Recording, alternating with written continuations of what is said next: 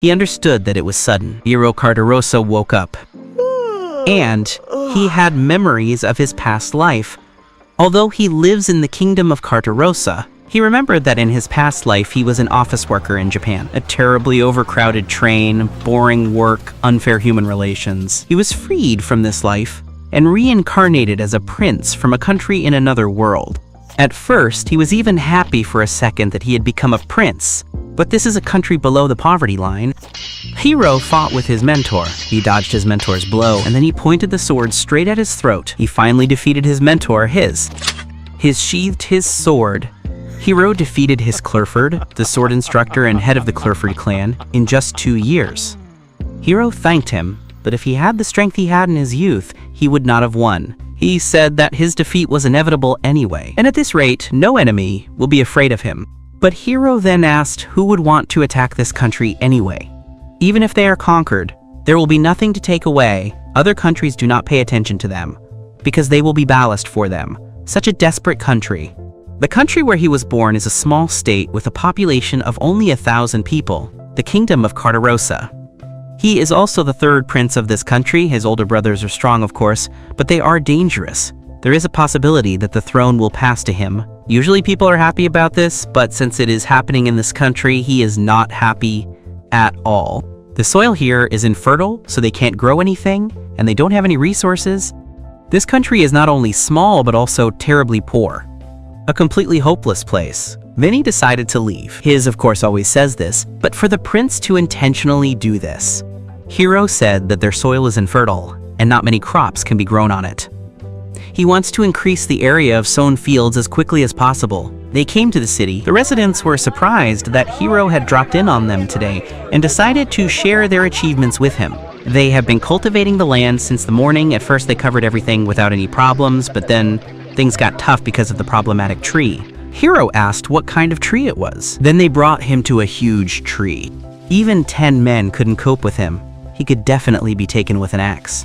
It's probably been standing here for several hundred years, and Hero can't even bring himself to cut it down. But in order for them to have a harvest, it will have to be cut down. In this world, there are magical abilities, a power that manifests itself only in representatives of select families. If you have them, you can improve your physical capabilities. Taking out his sword, he swung it at the tree, and he struck straight at the tree trunk. It was instantly cut into 2 halves. The residents then decided to remove the obstacle and finish cultivating the land in this place for today. Hero was offered to eat steamed potatoes. Some of the workers would not refuse food either. At this rate, by summer they will have cultivated a field here, and if they plant potatoes, they will be able to harvest by winter. They are all very good people. Last winter they were dying of hunger, but this time Hero doesn't want to let that happen. They still need fields, and anyway, they are now developing the land. They grew this potato from seed potatoes brought from another country. And thanks to the fact that potatoes appeared that could grow even in such weak soil, this country was, by and large, saved. However, it cost them a lot. Hero walked through the hall very tired. In the morning, sword training, and in the afternoon, training in governing the country, and in between, he was engaged in land development. Quite a lot of things. Then the girl called him. It was his sister, whom he had not seen for a very long time. She was glad she met him. Because she came to pick up a forgotten thing, he is now on an expedition, so she ran away here. Her name is Cardosa, the first princess of the Kingdom of Cardosa. She sacrificed herself. At one reception, a prince from a rich country noticed her and married her on the condition that he would provide assistance to their country. Thanks to this, they didn't have so many victims last year. He remembers the whole hardship of those times. This girl is his first love. But he couldn't help anyone, so he let her go. Her husband is preoccupied, and there are unflattering rumors about him. She is thinner even than when there was nothing to eat in their country, and he also saw bruises on her wrist, visible from her sleeve. He felt very sorry for his sister. So he suggested that they at least have dinner together, and she didn't mind. After a while, the table was ready. They prepared water for her, soup from the remains of vegetables, potatoes boiled in salted water, and dried meat. Even this turned out pretty passable. Then Miali remembered that she had heard that Hero had been actively engaged in business lately, and thanks to him they were finishing developing even those lands that were supposed to be developed only next year. He tried hard because there was no place to plant the potatoes she sent, so that her efforts would not be in vain. She then thanked him and called him a good child. Hiro asked not to call him a child anymore, but Mealy said that he was really just a child and asked him not to do anything stupid. He didn't intend to, he said. He is not all-powerful. He can help in developing the lands because he has magical abilities. He is strong because he was trained by an instructor in swordsmanship. If you look at it in relation to the whole country, then his strength alone is the same as powerlessness. He wants to save the country, and to fulfill this desire, as an ordinary office worker, he had no knowledge at all.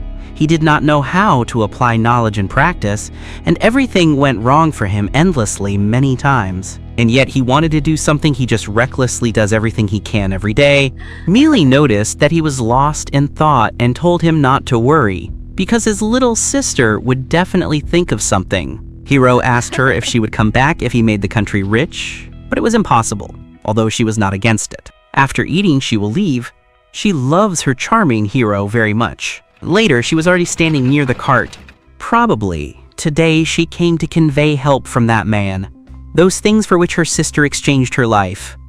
Out of anger, he hit the windowsill with his fist. Hiro wants to be strong. At this rate, he won't get anything by just trying, neither with the sword nor with his studies. Unless something special happens, then that's the end. He will change the current situation, but is there no force suitable for his situation?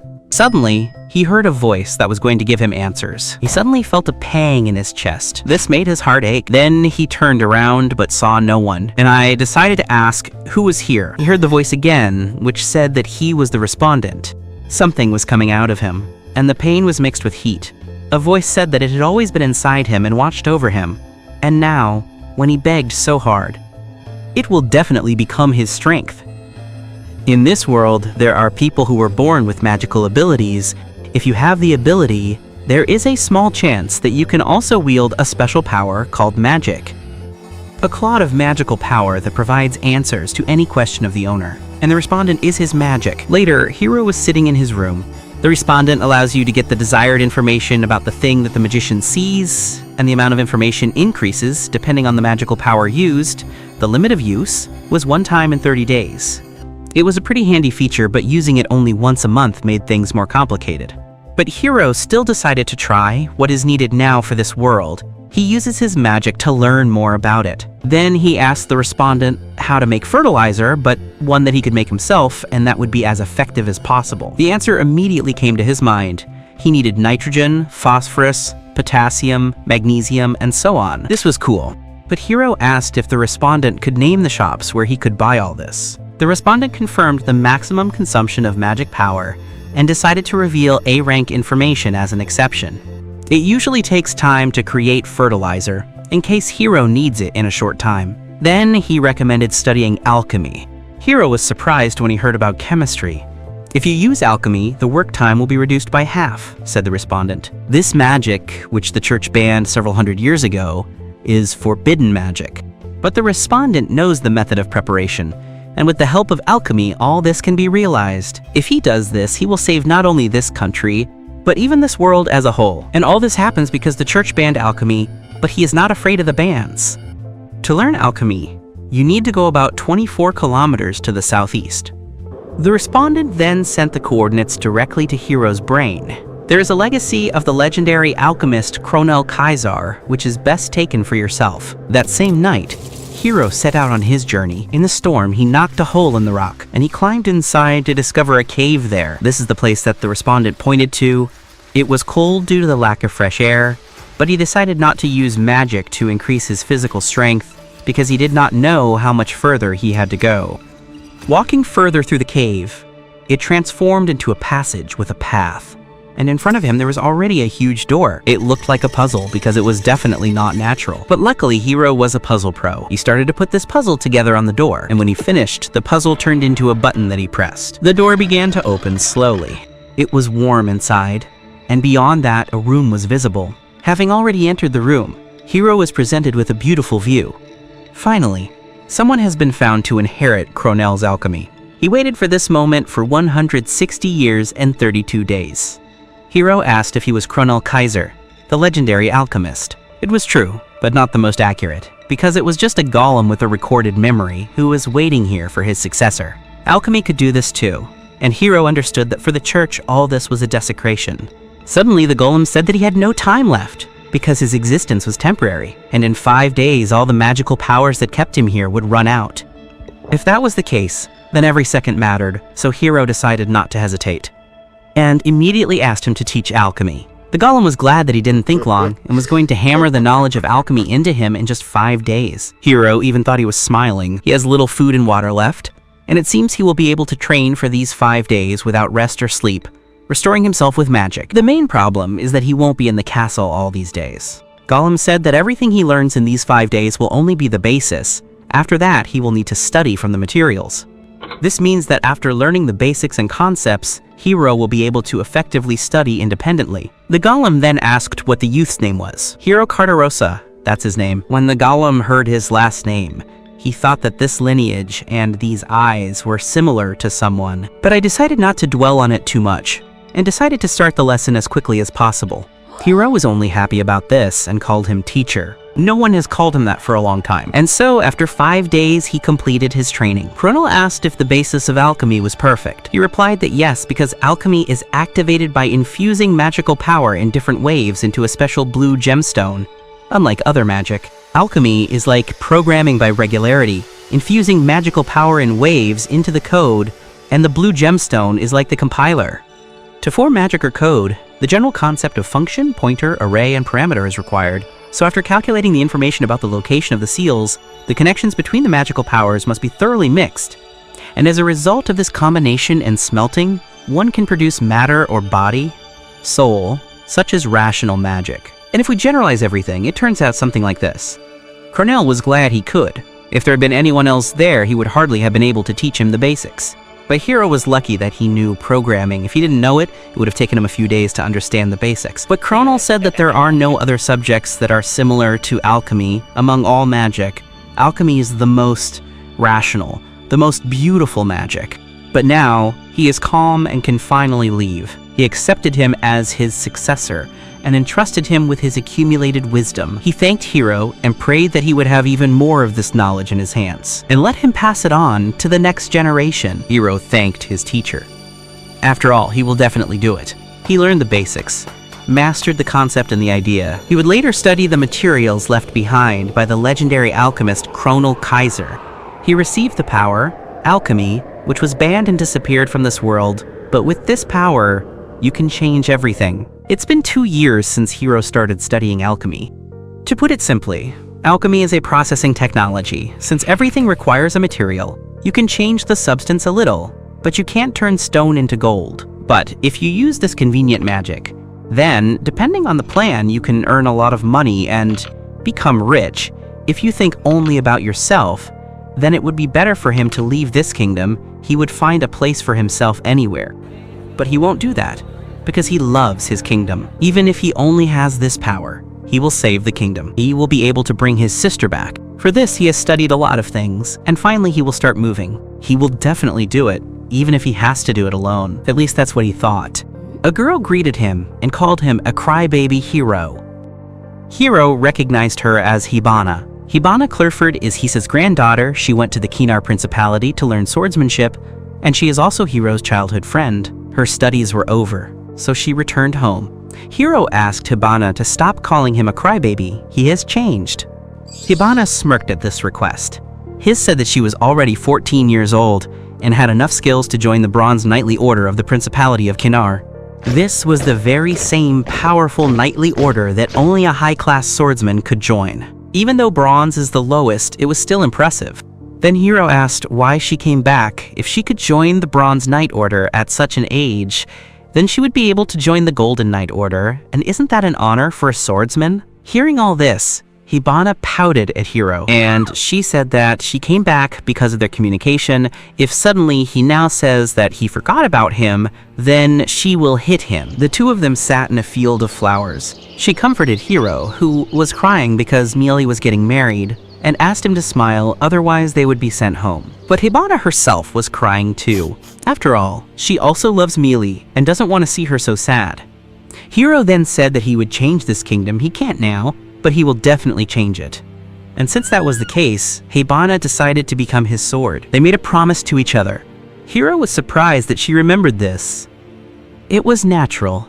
She wished she could say so, but in reality, she couldn't understand herself when she returned to this kingdom. As she grew older, she kept thinking that this country could no longer be changed, and when she went outside, she noticed how dangerous and questionable the Kingdom of Cardosa was. Imagining him giving up his dream scared her very much, and she thought it would be nice to join the Golden Knightly Order. It would have been a good idea, but Hiro still asked how much she was here. From her grandfather's letter, she learned that Hiro could actually save the kingdom, because he didn't give up and is trying to do something. That's why she came back, wanting to make sure he hadn't really given up on his dream. Hiro was surprised and looked at Hisa, who smiled back. He knew that Hiro would soon take action, so he wrote to Hibana. And he really predicted it very accurately, since infancy his always looked after him, and he could never hide any secret from him. He cried all the time back then. As a child, his and Hibana laughed at this. Hiro has Hisa, and Hibana is back. Now is probably the best time. Hibana then asked to wait, and she asked how he was going to save this good-for-nothing kingdom. She was very interested. Does he really have the power to accomplish what he has planned? After all, she also loves this country, so she wants to save what can be saved. She wants to fulfill their promise. But if this is an impossible dream, then all they can do is leave it. Then Hiro decided to show them something interesting. He led them into the basement, and he showed them a huge hall with a library and a work area. His and Hibana were shocked. They both didn't know that there was such a basement in this castle, because Hiro created it. Hibana was surprised that Hiro created all of this, both this room and that passage into the room. It would take several decades for one person to build a stone wall and install electricity.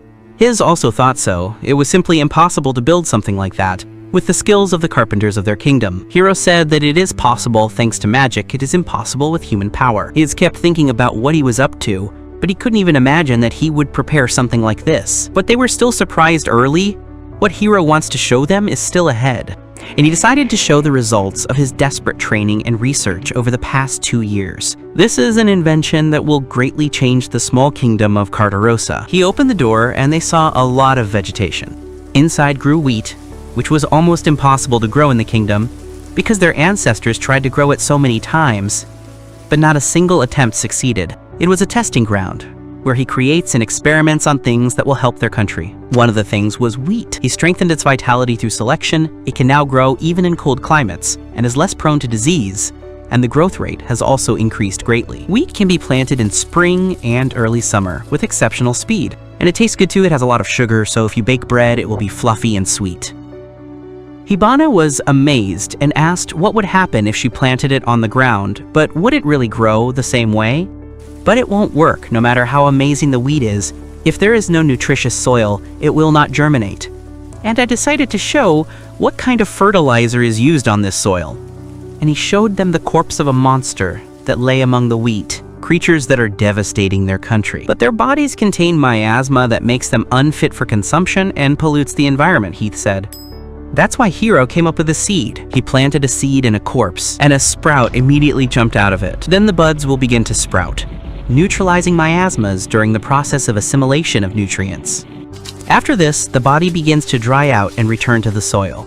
And the soil becomes very nutritious, since there is a lot of energy in the monster's body. I couldn't even believe it. It was so amazing. That wheat will be able to grow in this country. The land of this kingdom can do a lot, maybe even become an exporter of food to large countries. This is all very interesting. But this is just the beginning, and with this power, he can change everything.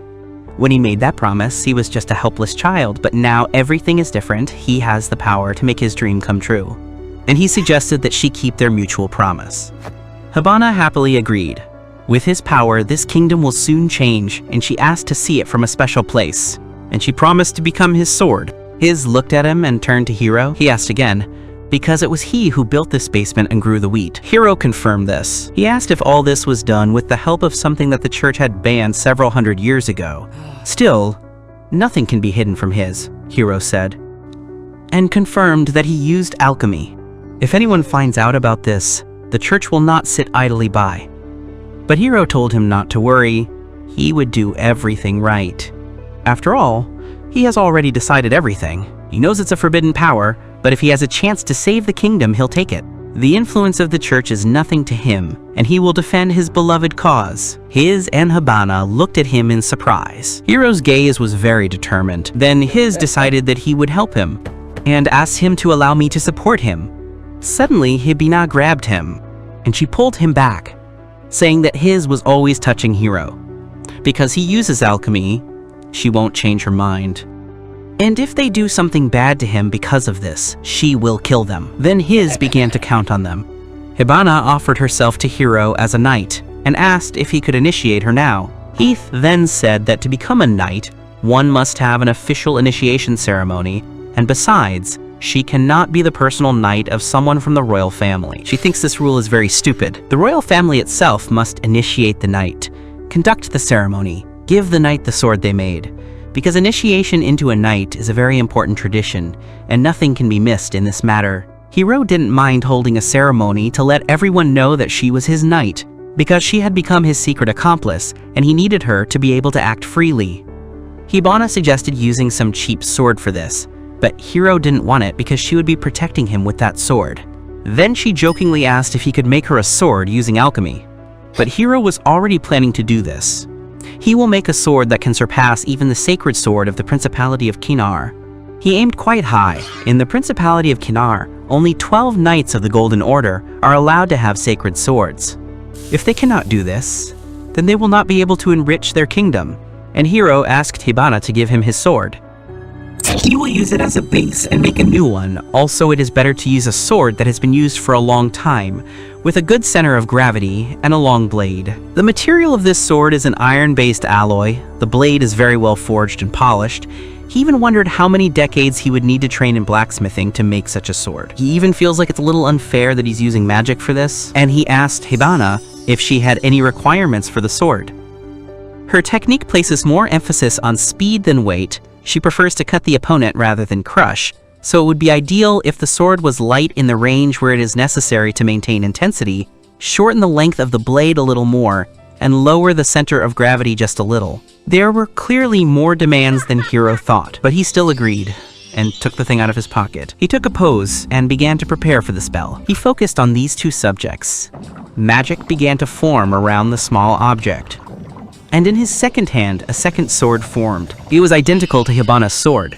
That's how he uses this bracelet. And besides, the sword was made of mithril, a legendary metal. This is what alchemy is. Hibana stood in front of the knight's statue and swung at him, and she struck him straight with her sword. The statue instantly shattered into 2 pieces. Hibana was very surprised by this. She didn't feel anything, even though she cut the statue. Hiro was also surprised. Without using magical body strengthening, she was able to cut the statue in 2. Hibana wanted to show him her true strength. As expected from her appearance, one can tell that she is quite good at controlling magical power, but has not used it until now. Then she turned to Hiro, and she asked if she could take this mithril sword, but Hiro immediately refused. Because it's his sword, and he gave it to her temporarily. But he told her not to be too upset, and he promised to make her a sword much better than this experimental one. He was going to make it from the materials he had stored. She couldn't wait for it anymore. She is so eager for the sword that she cannot be let down. And Hiro began to make a sword for Hibana. The materials he uses for the sword are special. He won't use mithril. If he's making a really strong sword, then he has good materials. And these are not metals. The fangs and skins of the monsters he used as fertilizer had properties similar to metal. Hard, sticky, and difficult to break. Just as they cast magic on their swords, monsters cast magic on their own weapons, so there is a very close connection to magical power. Although it is a very powerful weapon, the magic sword made from the body of a monster harms the bearer with its miasma. However, there are wielders of a magic sword who are strong enough to wield such a sword.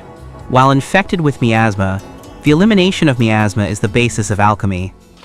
All the miasma began to gather into the ball. She quickly gathered herself inside the ball. This crystal ball is an alchemical tool created to eliminate miasma. This ball was filled to the brim with miasma. He decided to leave it for the future. Then, this material from the monster, freed from miasma, is crushed into pieces with a special hammer that he made with his own hands, and melted down. If you try to do it through ordinary forging, you will need a huge furnace and special chemicals.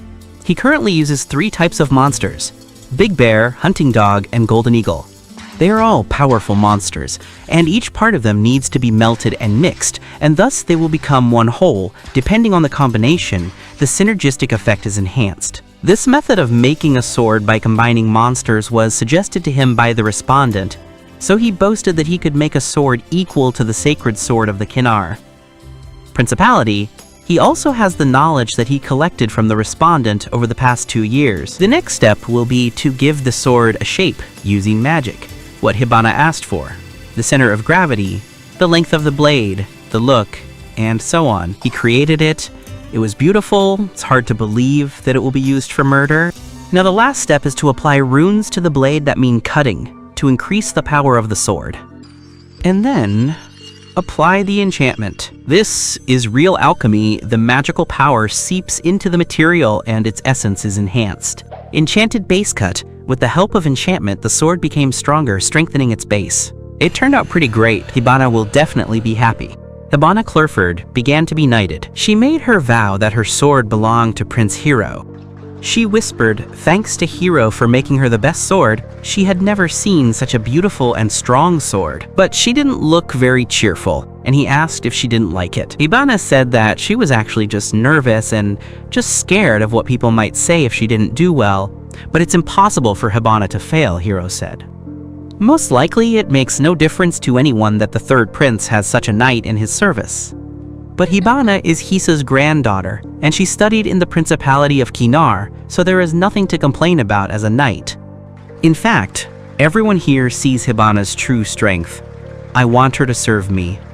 There are definitely people here who think so, but unfortunately, for them this is not the case. Hibana is his friend. They share one promise. She is his partner, his strength. And finally, he can start moving. He has a lot of things to do with his comrades, but there are still 2 players who want to act. Hibana thanked Hero for knighting her and promised to protect his sword. But she also had something for him. It was unexpected for him. Then she showed him the toy sheep. She said it was his respondent, which looked more like some kind of accessory.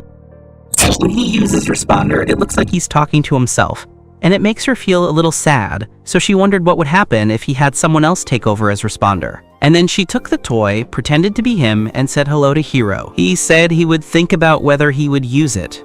And I asked her what she was doing, and she said she was training. What interested him was that she was doing this right in the room with him. She said that there was nothing to be done. Since she was his knight, she had to be by his side. And the point of becoming someone's sword is to become stronger than everyone else, and if she doesn't become stronger, then she's a liar. She knows 8 more people who are stronger than her, and she needs to catch up with them, because she uses all her free time for training. It turns out that she is confident that she is stronger than 4 knights from the 12 Golden Order of the Principality of Kinar.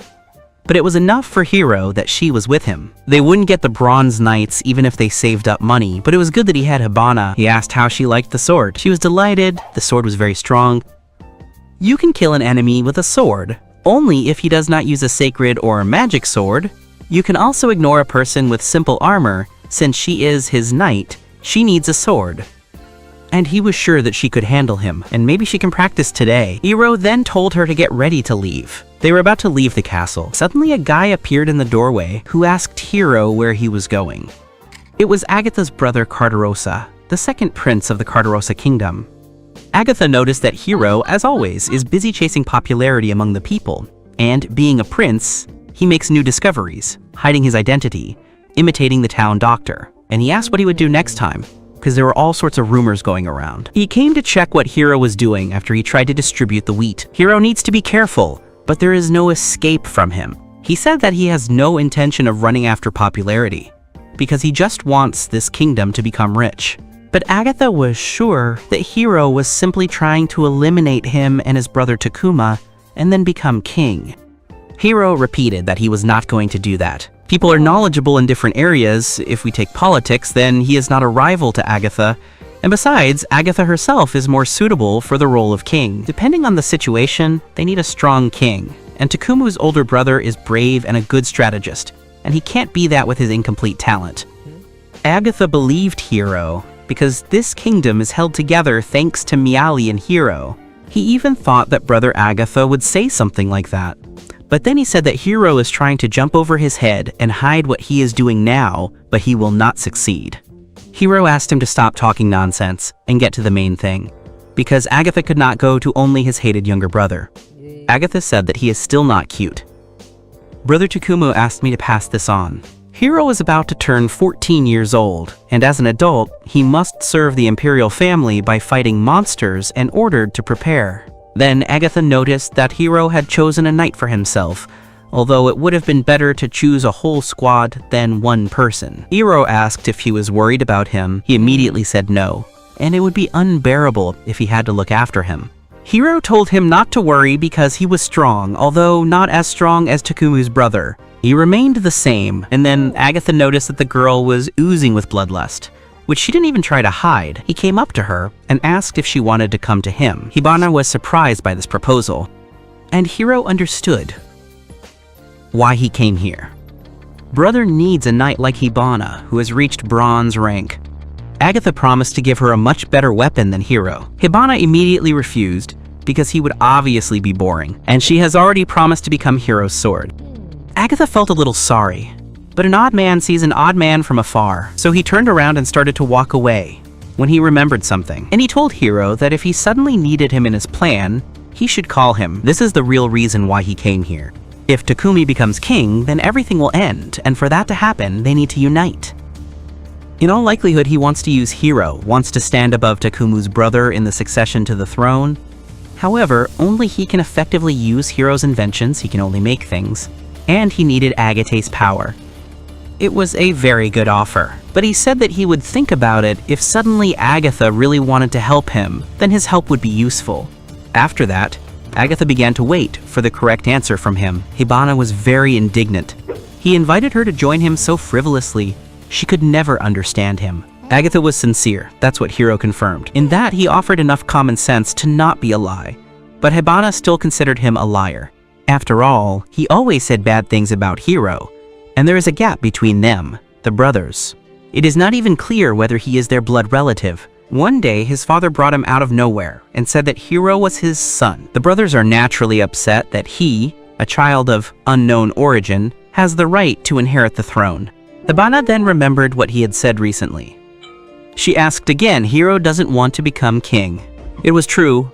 The position of a prince suited him better because he could do whatever he wanted. If he becomes king, he will have no time for alchemy, so he will blame everything on his brothers. But Hibana thought he would become king. She has good intuition, and of course, she would like to be the king's knight. But then they decided to go. Today they would need her strength, which she was so proud of. After some time, they were in the forest, or more precisely, the Devil's Forest. Here she can really fight strong monsters. Hibane was happy about this, because she simply didn't develop from simple training. These are quite big words for such a dangerous place. Devil's Forest.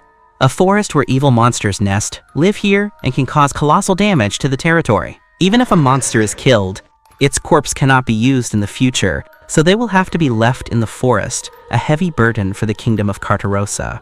Hibana asked if they were sure that this kind of clothing would be suitable for a stealth mission.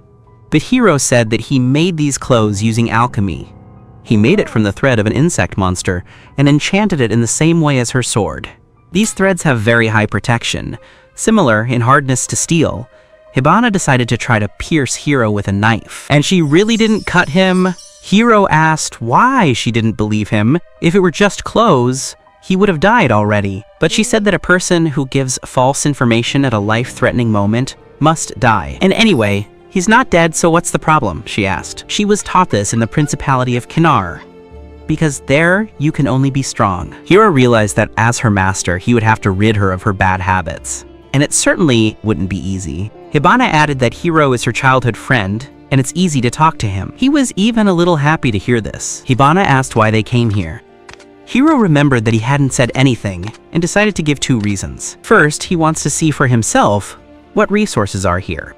She asked if there could really be ore deposits in this forest. It was possible, but he wants to know what kind of monsters are here. After all, monsters are also a kind of resource.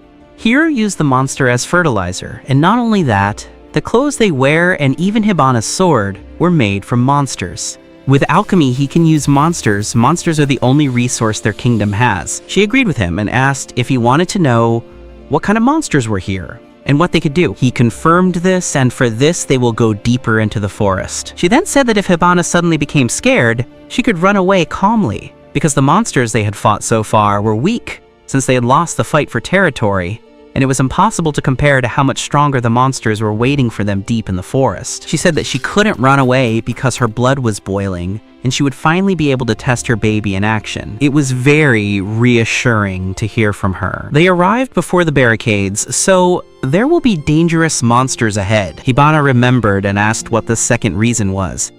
He said that everything that is done to save this kingdom is important. Hibana didn't understand what he meant. Suddenly, guards approached them and asked Prince Hiro what they were doing there, and asked him to leave, because it was dangerous here. He said not to worry, and asked if they knew his sword. And he added that his knight was stronger than him, so there would be no problems. And he asked them to let them through, because it was a very important matter. The guards looked at him, and they listened to him, but asked him not to overdo it. And they asked to be more careful. Suddenly, they heard the sound of armor in the distance. They still needed to talk sometime. He wouldn't want to meet him so early. The guards opened the gates, and behind the gates stood a man with an army. He returned safe and sound. It was Takumu Cardosa, the first prince of the Cardosa kingdom. Takumu didn't expect to meet Hiro here. He didn't expect it either, and asked if they were really going to kill monsters. He said that this is a battlefield, and one cannot be unprepared here. Then he cannot return, because he came here prepared. Takumu said that he can do whatever he wants, but said that he will not help him. The main thing is that he does not die. And if she is here, then he definitely won't die. Hiro confirmed that his knight was very wonderful. Suddenly, Takumu said that he already knew that Hiro and Agatha were fighting. He found out surprisingly quickly. After all, only a few hours had passed. Apparently, it was Agatha who said that they were collaborating with him, distracting Takumu's attention. Takumu told him not to do anything unnecessary. This kingdom should not be rich until the right time comes. Hiro immediately thought about the fact that until the neighboring country attacks them, at the moment they are not being captured only because there is no value in their kingdom. They had a rich land and the population was much larger. The kingdom was captured by a neighboring country. The last remaining territory is adjacent to the Devil's Forest. If there is anything valuable in this territory, then the militant neighboring countries will definitely take it away. Hiro told his brother that at the right time he was going to take back the captured lands, but they had different military strengths, and even if he took back the land, they would not be able to defend it. Takumu's brother wants to take back the land that provided the kingdom with much of its food. If those lands are returned, food and population will increase, and most of the kingdom's problems will be solved. The problem is retaliation after the land is reclaimed. You can't win a head-on war with a country with twice the population. But Takumu likely has a card that can win in the short term, rather than a completely doomed plan. Now he is simply gathering strength, and will definitely carry out his plan, unless they do something extra. But if the enemy finds out and attacks before he makes a decision, it will all be over. This is a warning. If they interfere with him, he will not care that they are his brothers. Only he can help the kingdom. Then there will be their work with Agate. There he will not be able to help in any way. They are smart and strange guys, but they are necessary for the kingdom, so he won't kill them. They were a little tense, but after a while, they began to leave. Hiro let out a breath as they walked further away. This is a warning. If he does this often, he will definitely die, but he is not going to let go of his hands. Thinking that the only way to make a kingdom rich is to win a war is, in a sense, correct. Brother Agata knows what Brother Takumu is going to do, so he is on guard. The chances of defeating the neighboring countries are low, and they will not be able to continue winning. He knows this and thinks that if he leaves everything to Takuma, they will die. That's why he didn't offer to help the one he hated, even if he was going to stop him. Agatha and Takumu are going to save the kingdom in different ways. He wants to become a vassal of a strong country so that it will protect them from neighboring countries. From Agatha's point of view, nothing can be done about the obstacle in the form of Takumu. It's ironic that two brothers are at odds with each other and are trying to save the kingdom in their own way, although their desires coincide. Then he noticed that Hibana had become somewhat quiet. She knew at first sight that he was powerful, but it was a different matter when he was armed and on the battlefield. Hiro understood her. After all, he was the strongest man in the kingdom. Maybe he can even defeat a knight from the Golden Order if they have the same weapons. Hiro asked if it was true. Although it was strong, it was not to that extent. If he actually plans to kill Hiro, Hibana will have to fight him, and he asked if she could defeat him. She said he would wait 3 minutes. Hiro understood everything. They will avoid a violent confrontation with his brother.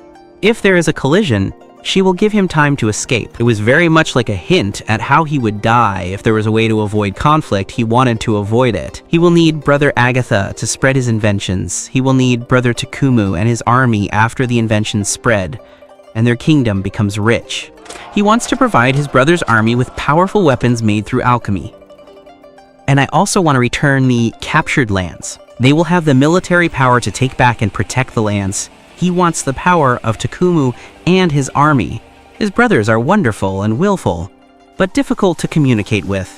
Hibana noticed that the sun's rays hardly reached here. Finally, they started looking for monsters. Due to Takumu's brother's appearance, they were interrupted on the same topic, and she reminded him of what he wanted to tell about the second reason. Hiro remembered this, and still decided to tell the second reason for this trip. The second reason is salt. Hibana was surprised when she heard about salt. She asked if he was talking about the salt that was in the Devil's Forest in the Rocky Mine. But Hiro said that, in fact, there is a sea behind the forest. He saw it on the map of the Great Alchemist. Hibana was surprised when she heard about the sea. For her, it was cool. If this map is true, then they will be able to get as much salt as they want. In the neighboring kingdoms, there is only rock salt. And they will be able to enter a new market. Everything was correct, so they need to think not about whether the sea really exists, but about the fact that it is definitely there, and how to build a safe road, because this is important. Not only are there dangerous monsters in this forest, but the roads here are terrible. This forest is dangerous even for ordinary soldiers, so he built a compass. He added a magic arrow to this compass and wants to combine the search with testing this compass. It determines the current location thanks to these 2 stones, which point in the same direction. He is glad that he was able to verify that the regular compass does not work. Then Hibana is calm and does not want to think about troubles. After all, she's afraid of monsters, she said jokingly. And just as they remembered about the monster, she heard some noise. She noticed, after all, it was a great chance. Hiro told Hibana to watch his fight and not help him. Hibana agreed. Even though she was his protector, she needed to know about his abilities. He began to transform the mithril. Mithril turned into a bow. He then began to transform gunpowder and created the explosive arrow Red Lotus. He completed the 5th form transformation and created the magic bow. Hibana was surprised that he created a bow from mithril and an arrow from gunpowder. But that was not all. He started using analysis. He added magical vision to his own right eye. This spell gives a boost to the eye's insight. If you invest magic, you can gain the ability to predict and see through a creature. He had an X-ray. He saw the structure of the monster's muscles, the center of gravity, and sees the following movements. Then he decided to add some wind, and he fired his explosive arrow from his bow. The monster had already jumped on him, but the arrow managed to hit his head, and a second later, the monster exploded. Hibana realized that Hiro had predicted where the monster would jump and blew it up. He sealed the magic power, and in one blow, this power reacted to the gunpowder. It was a very tenacious monster. If he didn't do this, they would have no chance of winning. Suddenly, Hiro heard rustling sounds from behind him again. He then transformed the bow into its 2nd form, the magic spear. She was surprised that Hiro was not a swordsman. He said that he was an alchemist and could use everything he made. Bow for long range, spear for medium range, a sword for close range, and if they get too close, there is a knife for protection, a shield. For a strong blow, he uses a hammer. It was the weapon of 1,000 faces. Mithril magic transformation. It was cool, but Hibana thought it was against the rules for him to use a weapon that could change. But if he only has one type of weapon, he won't get far from your sword and he will become a burden, so Hibana pushed him aside. She stood right in front of the bear monster, and she struck with her sword, cutting off his paw. Then she swung her sword at the bear's leg, and she made another dash straight forward towards him, and cut his head off. That you can cut off his limbs with one blow. This is very cool. He and Hiro had different values, and it's still not bad. He didn't even have time to breathe. After all, she had a beautiful sword technique. And he asked if all the people in the Principality of Kinar were monsters like her. She reminded him that they had 8 more people who were stronger than her, and yet they are a threat to them. She asked why he thought so, since they were not at odds with each other. This is so now, today's Kingdom of Cardosa is of no interest to them. But when he enriches this kingdom, it will be a completely different story. They can destroy Cardosa while it is weak, and take away all his inventions. Therefore, strengthening the kingdom is as important as enriching it, which is why he wants the landmark. A kingdom so strong that it can defeat the Principality of Kinar. If they can become like that, they will not lose to anyone. As expected of a prince, he thinks about such things. And she asked if we could take these claws for them. They are quite sharp. For this occasion, he has a special miasma bag. If it weren't for him, the miasma could have killed them. Hibana asked if they needed to treat them. Hiro said that to do this, they need magic, and he wants to save it for more necessary things in this forest. In short, he can't. In the end, she easily lifted 30 kilograms and was ready to go. Hiro hasn't finished exploring this forest yet, so Hibana would like them to encounter a stronger monster. He asked if she knew that that bear was called a blade bear. They say that anyone who meets it will die because it has an A-rank danger. An extremely dangerous monster. And Hibana was much stronger than him. Hiro realized that as long as Hibana was with him, they definitely couldn't kill him. She was a very reliable knight. Finally, they came to the sea. There was a salty smell in the air, the sound of waves. Hibana didn't even believe at first that they had reached the sea. Hiro was immediately inspired when he saw the sea. That is, salt. If they can bring salt from here, they can earn money from neighboring countries. He rubbed his eyes. It took half a day to get here and it was worth it, and he asked Hibana how much more she could carry. She's currently carrying about 50 kilograms of monster material, so she can take the same amount more. She asked if he was asking this to find out if she had been able to save him, since she couldn't put too much pressure on herself. Then they will take 100 kilograms of salt. He will take half himself. Hibana asked if he really had to take so much at once, since they had already found the sea. He explained that if they took 100 kilograms at once, it would be a good gift for the kingdom. The annual consumption of salt per person is approximately 1.5 kilograms. 1,000 people need 1.5 tons of salt. So if they bring 100 kilograms of salt 15 times, they will be able to replenish the annual supply of salt of the kingdom. To make things less troublesome, he'll be a little reckless. He hoped that he would be able to collect the salt by the end of the day. He suggested starting to make salt. Hibana asked if there was anything she could do to help, and he said later. Then she decided to go fishing while she waited, and immediately took off her clothes. Hiro wondered if she wasn't ashamed.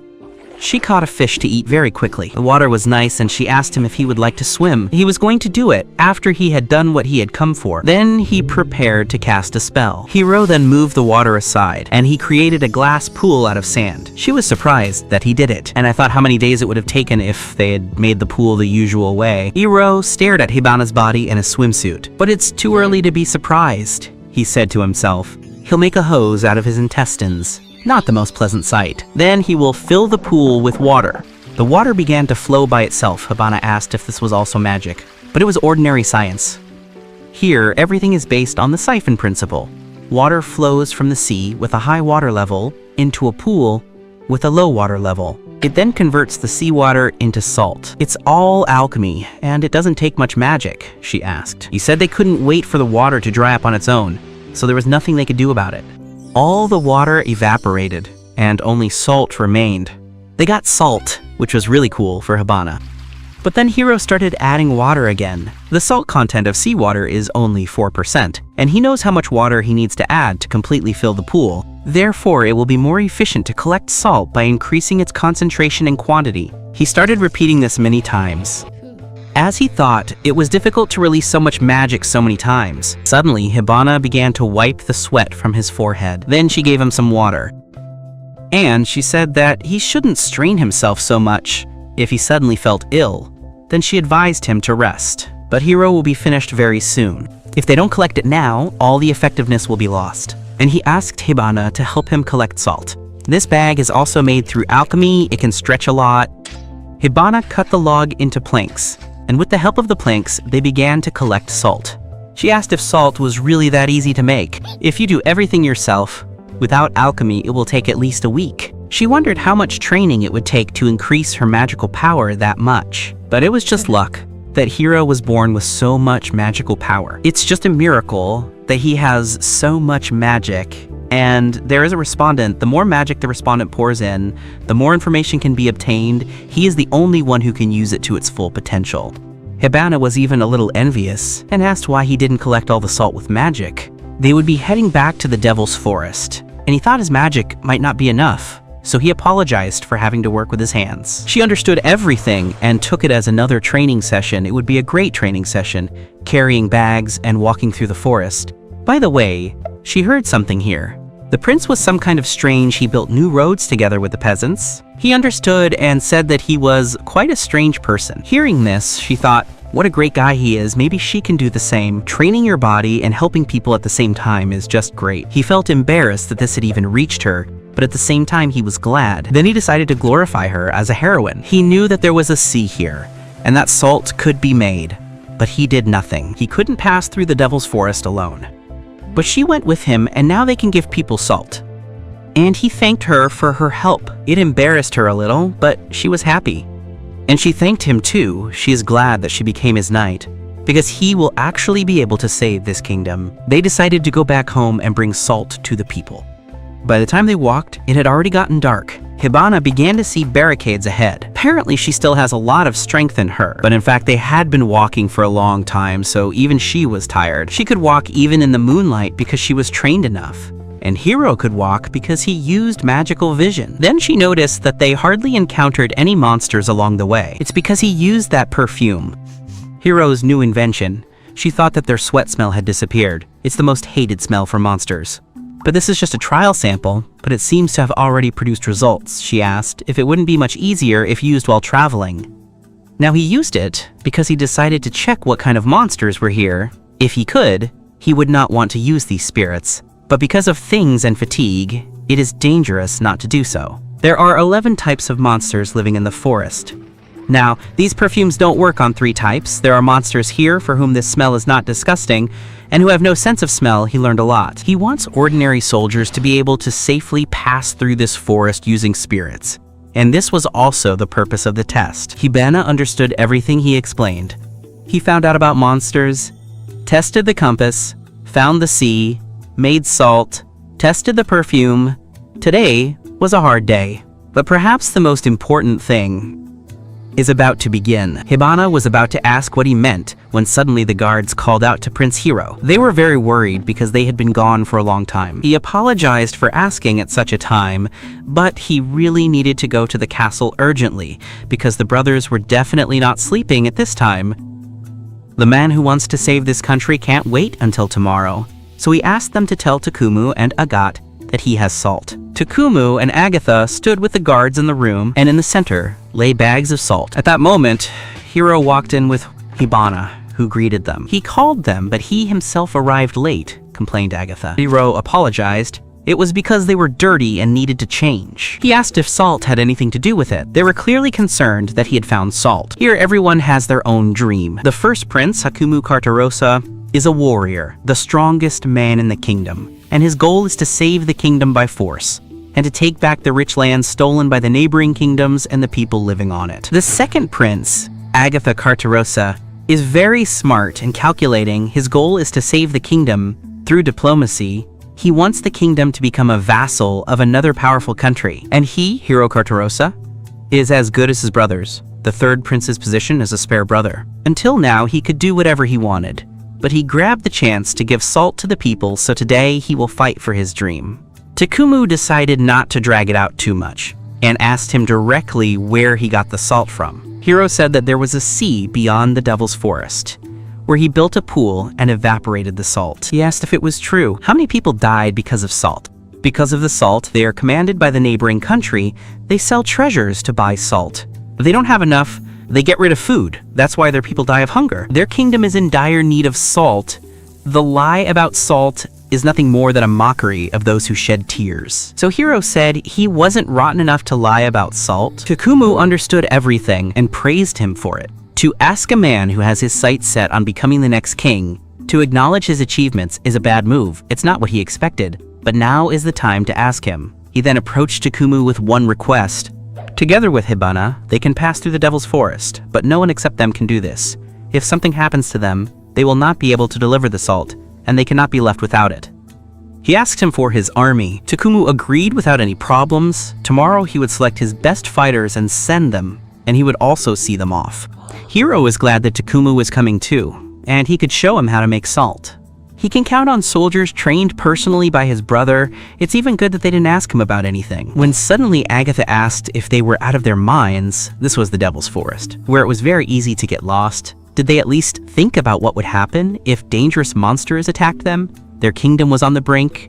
They couldn't let their soldiers die in vain. Unlike Takuma's reaction, he understands this easily. He has achieved great results. Takuma wants to organize a stable supply of salt. Agatha is not interested in this, but he needs to be convinced. Otherwise, there will be a lot of problems. Hiro told him to calm down. That's why he created magical devices. A magic compass that can find the way back. With it, they will not get lost, and if you use these spirits, then 3 types of monsters out of 11 will not approach them. The best squads will probably be able to handle the remaining 3 types. He has prepared information about the monsters and their weaknesses. But he doesn't know what to do with the new types of monsters. He can't do anything about it yet. Takuma agreed with Hiro, because he and his knight had gone the whole way together, and they had confirmed the functionality of the compass and the spirits. Besides, couldn't his army do what Hiro could do? Takuma asked. If that's what Agatha meant, he'll take it as an insult. Agatha then said that there was no guarantee that Hiro was telling the truth. Then Takuma pointed out to him the huge amount of salt that Hiro brought, and Agatha still doubts that there is a sea beyond this devilish forest. They will be able to save their subjects. Then Agatha agreed after hearing all this. He knows that getting salt is a high priority, but I decided to ask Hiro how he knew that there was a sea behind the forest. He can't go to such a dangerous place without being sure that he has explored everything since he found this sea. He must have a reason for such confidence, especially how he was able to create so much salt in one day. Why did he make tools for traveling through the forest? This is all for a reason. He was always incredible and scary. But this is too much. He asked Hiro to explain himself, or he wouldn't believe him. This time, Takuma agreed with Agatha. But Hiro couldn't tell, because there were too many people here to talk, and he asked them to release the guards. That was his condition. After some time, they were left alone. Even though there was a guard outside the door, he still felt uneasy. One day, his father told him that he was adopted. I wonder if they see him as a little brother. He's afraid of the power they show. And not only that, they and their brothers have different understandings of saving their kingdom. They understand that. Although they are brothers, they are each other's enemies. But for his wish to come true, they need the power of these two. It would be a mistake to hide his power from them, which may still be needed, so he will reveal his secret. The brothers want to save the kingdom. If they are sure that his help will save the kingdom, then he will support them. He believes in the brothers' love for their kingdom. That's why he must convince them that this power will help them. He said that he received the inheritance of an alchemist and mastered alchemy. He created tools with alchemy and learned about the sea from a map that was in this inheritance. Hearing this, they could now expel him from the kingdom, and he wondered what they would do. Takuma asked if Hiro understood that alchemy was forbidden by the church. He won't get off with just death now, but he will still save the kingdom with alchemy. If nothing is done, it will die. They must understand this. Individually, they are fighting a battle with no chance of winning. Takuma and Agatha thought about it. They clearly can't ignore it. Then he asked Takuma. He wants to gather a squad of soldiers with magical weapons and attack neighboring countries. Hiro understood this too. Good observation. His solution to close that gap in strength is to use magic swords. If the elite soldiers are armed with powerful magic weapons, they will definitely become the strongest around, and he will be able to take back the lands that were stolen from them. This is what he dreams about. Although they are poorly equipped, their troops are strong because they spend a lot of time fighting monsters. And while they may not be at odds with Kinara, they still have elite troops that are more than a match for their Golden Knights. But they still lack military power. But there was no future for this. The miasma from the magic swords would literally eat them up. Even if he gained a temporary victory, he would have wasted the elite soldiers.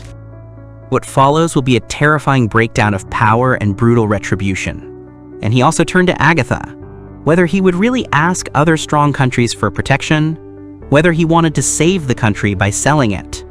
It turns out that Hiro found out everything even about him. Agatha said that there was no other way to save their kingdom. It was better than what the idiot Jock was proposing. But Hiro didn't think it would change anything. The kingdom had already given away its sister, and thus extended its existence, and in order to save itself, what does he propose to do next? They have nothing. That's what it means to belong to someone. Diplomacy is needed to prevent this from happening, said Agatha. He might be able to handle it, but Hiro sees his limits. All he does is prolong their lives. but they can't save the kingdom that way. So he refuses all their plans. And since he refuses, is Hiro really going to save them with alchemy? He will show them another way out, so he said that they got more than just salt. And he asked Hibana to show him the power of alchemy. She opened the door and told them to come in.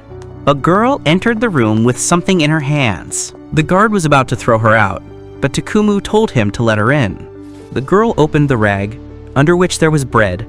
It was white bread. Takumu immediately asked if they really grew wheat in Cardosa. This couldn't be, and Agatha even thought that he bought it. But it was the power of alchemy that the bread was baked from the wheat grown in their kingdom. The monster's body makes good fertilizer, and this wheat can withstand cold and disease, and it grows in 3 months. If they don't believe it, Hiro could lead them to the fields. With alchemy, he can do even more. And then Hiro suggested that they try it, and he added that he didn't put anything in it. Takumu took the bread and bit off a piece. The bread was delicious. Very delicious. He never thought that their kingdom could have such delicious bread. Wheat is not only easy to grow, but also tastes good. Much tastier than in other countries. Alchemy can do that too. Hiro said that alchemy not only makes life richer, and asked Hibana to pass the sword to her brother. Hibana agreed, but only if they returned it later. Takumu looked at the sword with amazement.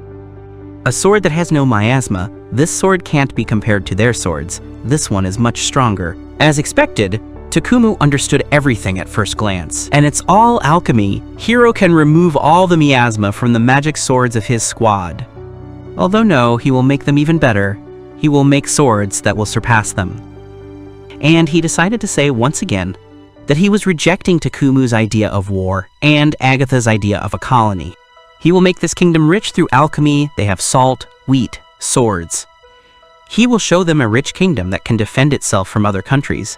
With all this, they will be able to protect themselves, and he wants to do more than just protect. Their subjects have suffered enough, and they too have the right to be happy. He is not satisfied with the elimination of hunger. His goal is to make the kingdom prosperous. Takumu and Agatha looked at him, and then they laughed loudly together. What Takumu would do to his knights, giving up their lives, would be far worse than his younger brother's alchemy. Agatha agreed with this. They would simply be wasting their lives in vain.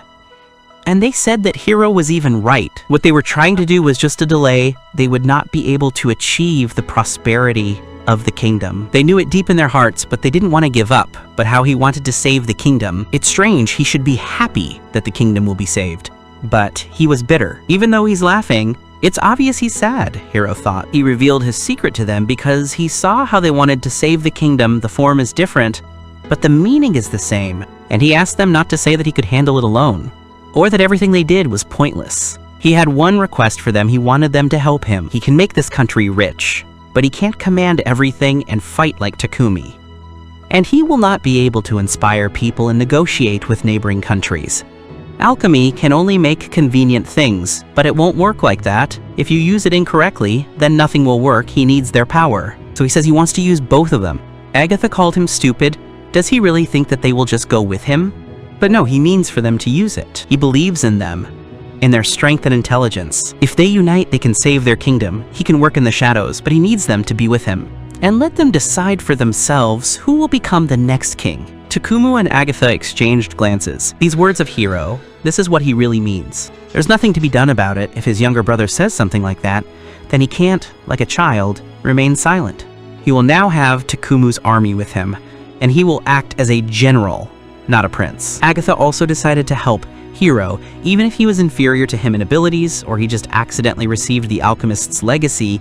He did not want to follow him. But if their ship was sinking, then he had no choice but to help him. He will help him and become a minister. Hiro asked what they meant.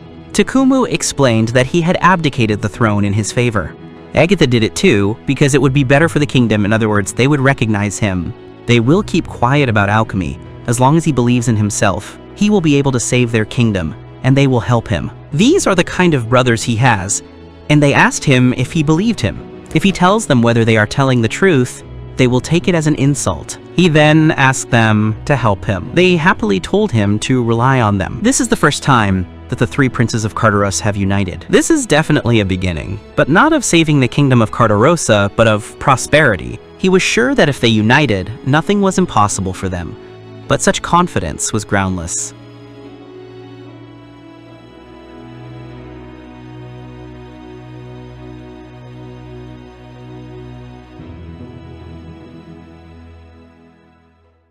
Morning came and Hiro woke up with a wide yawn.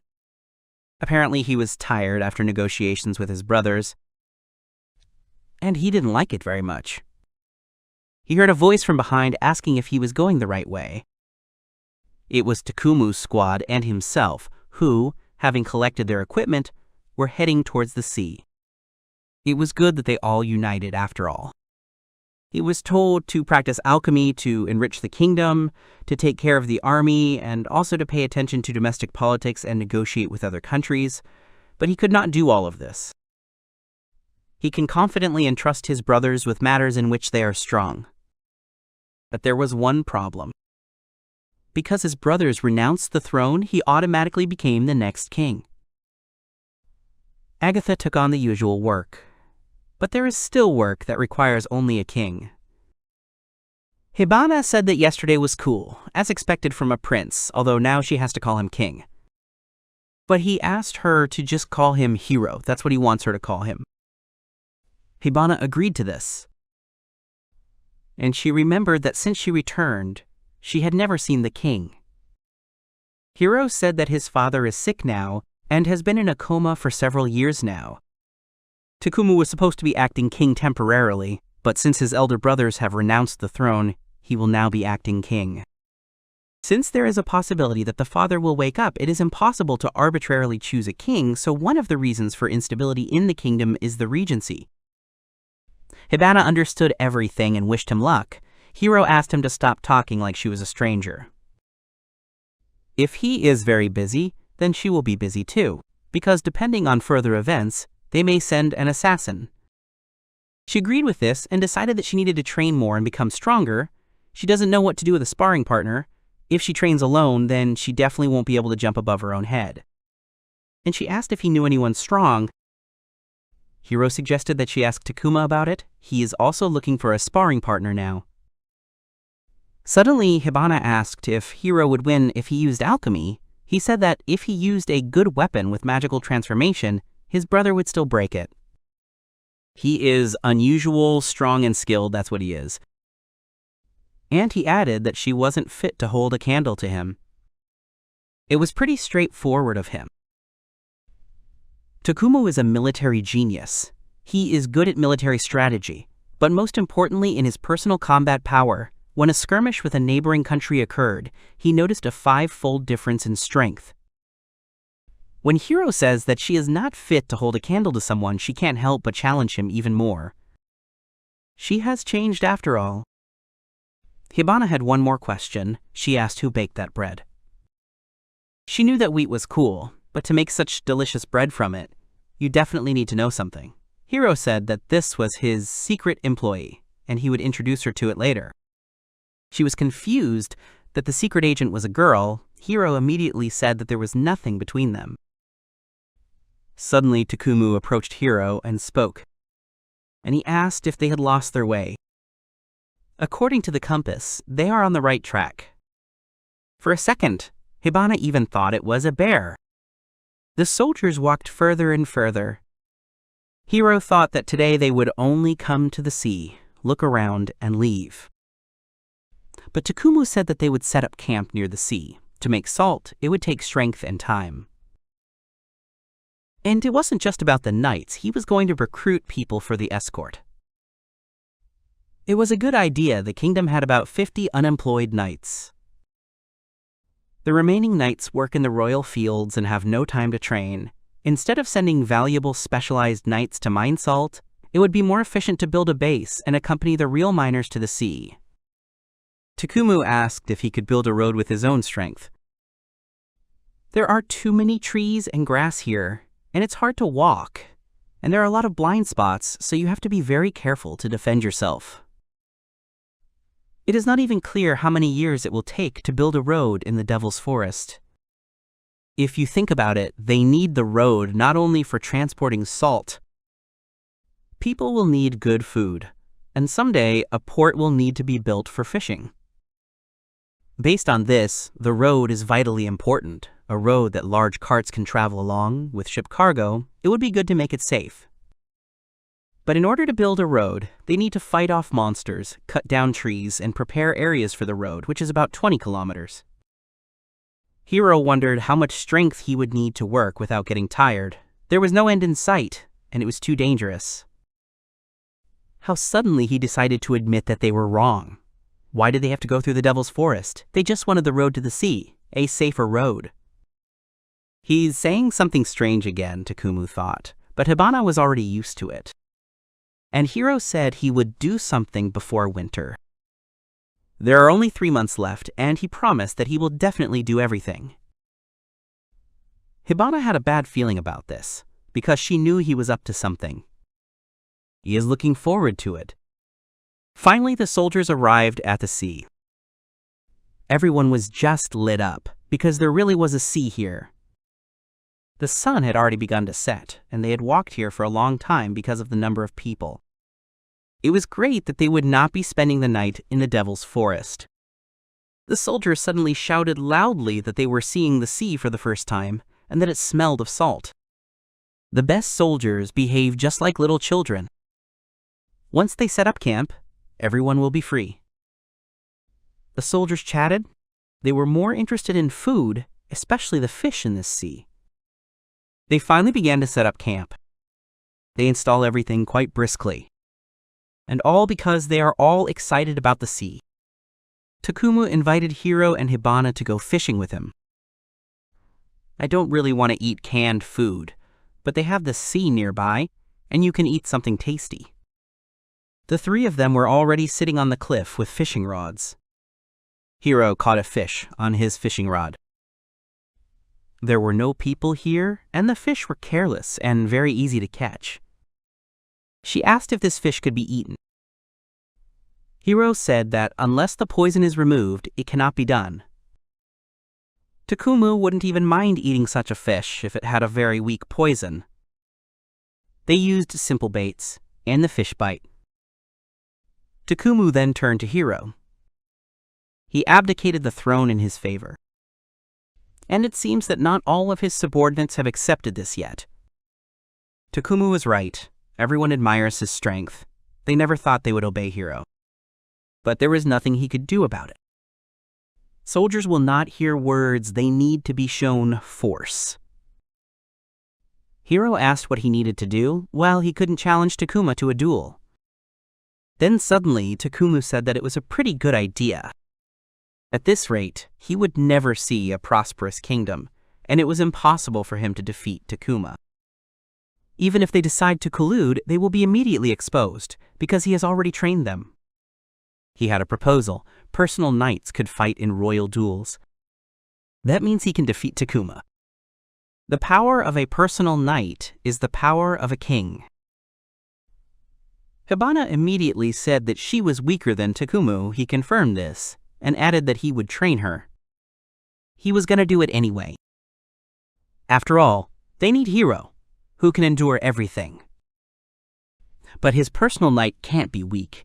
It would be good for Hibana to train with Takumu and surpass him. He asked if she regretted it. She said no, because she had no right to regret they had such a difference in strength. She is rather happy, and will definitely become stronger. It was a good answer, but it would take time to get stronger, and Takumu couldn't wait. Therefore, the duel will be in a week, and if she fails, then Hiro will help with a weapon made by Alchemy. The 2 of them will be able to defeat him, and he will be accepted as a strong king. Hiro happily accepted his offer, and Hibana didn't mind either. Then everything is decided, but he has to say one more thing as a test for Hiro. He mentioned that he would make the kingdom stronger with alchemy. If he didn't show him that this girl could defeat him, he wouldn't believe in his alchemy. And he asked me to remember this well. He said everything correctly. Hiro was going to do everything and show him. The soldier came and reported that they had finished pitching the tents, and they could start cooking dinner. Defeating Takuma sounds like a miracle. He used to say that it would be enough to hold out against his brother for only 3 minutes, meaning that they had 0 chances of winning, so all that was left was to buy time. She will train with her brother, but it is impossible to eliminate the difference in their strength in this week. Hibana said he was kind of depressed. Isn't that interesting?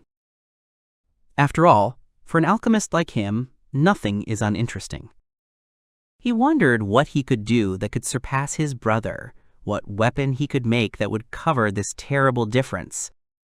He was really burning up about it. Night fell and the soldiers sat by the fire and cooked fish. They were supposed to work according to plan, so tomorrow morning they would clear the beach and start making a salt field. Hiro also wrote down how to make the tool and asked them to follow the instructions. Tomorrow he and his brother Takumu would be gone and they would be left alone. There is some distance between him and his brother's soldiers. Hibana asked if he would use the pool. Hiro replied that salt needed to be mined without magic, so that people who don't use magic could mine salt themselves. And they still returned to the beginning. A lot of work was added. But Hiro still thought it was necessary.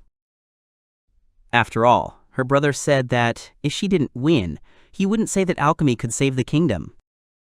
If they don't have such a big difference in power with other countries, then they can do everything. Originally, weapons were made for the weak. The most ideal weapon is one that anyone can use and kill anyone. Previously, it was assumed that if a country is rich, then there will be someone who will attack it, so they prepare powerful weapons.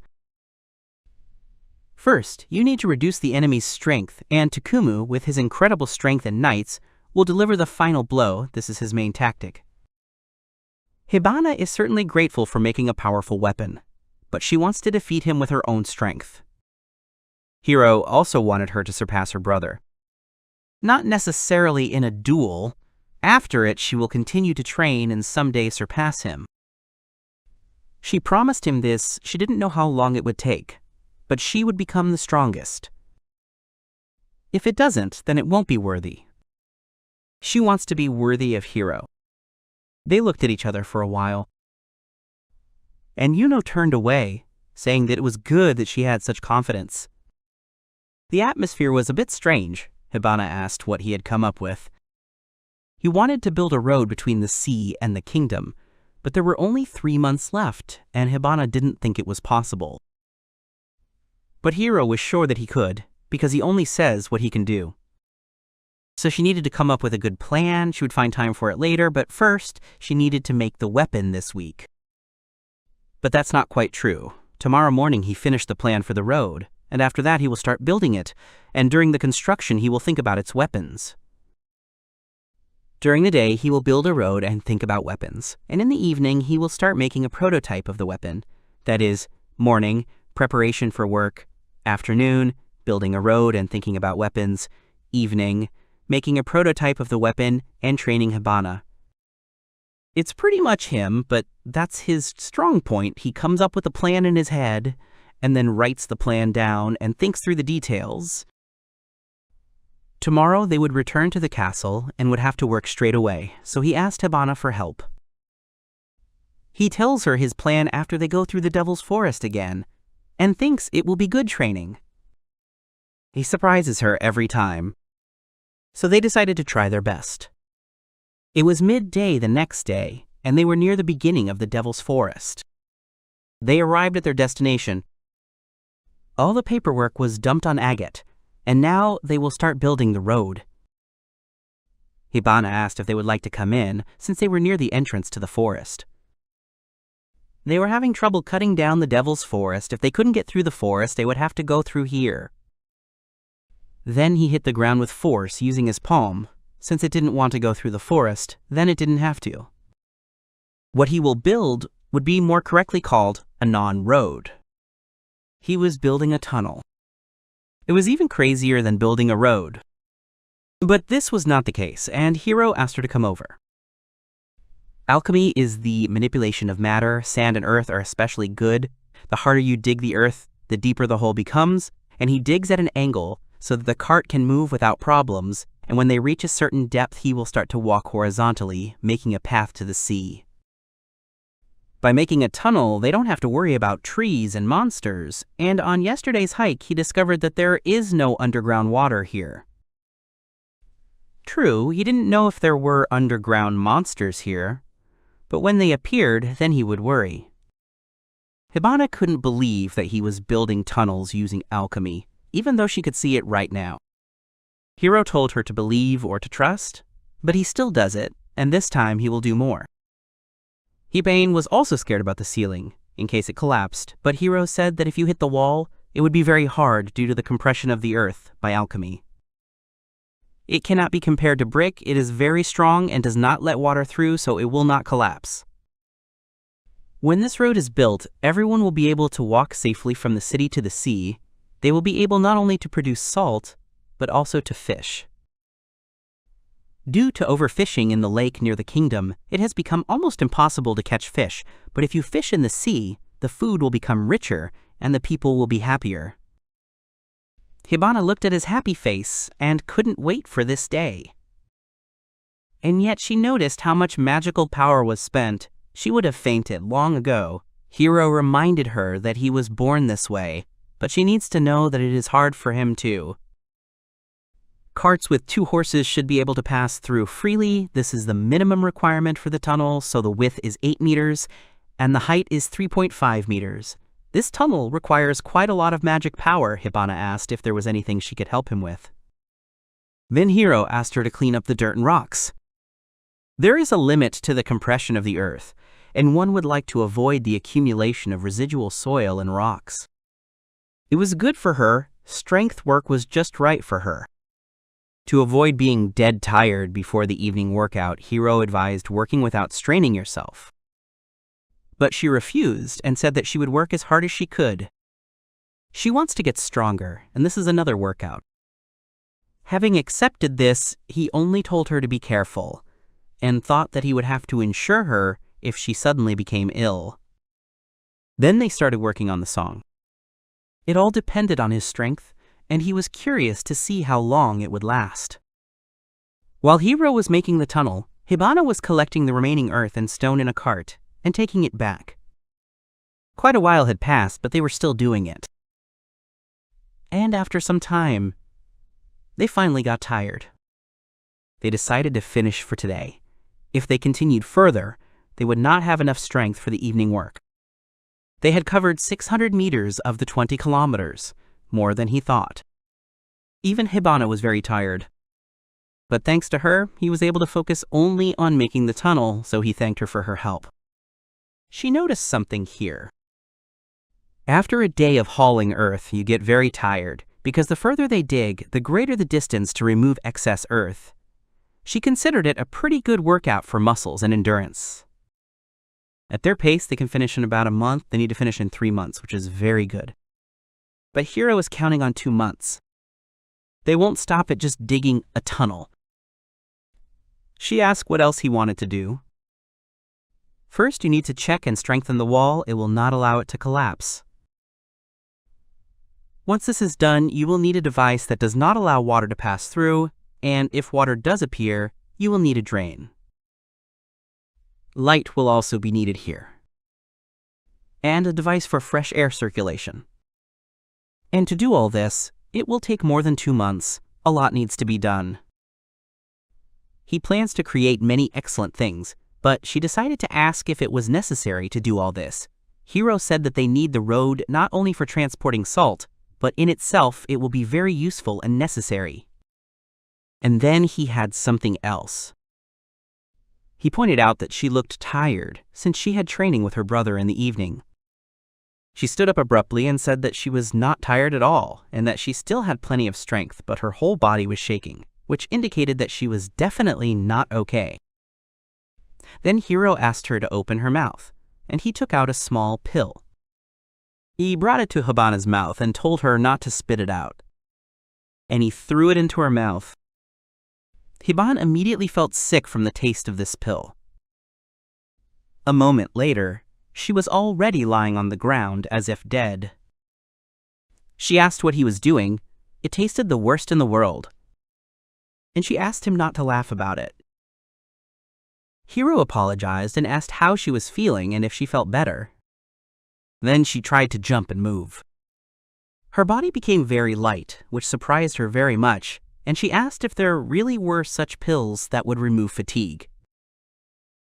They were also made by Alchemy. The ingredients are very valuable. If you use too many pills, it will be too much of a burden on the body.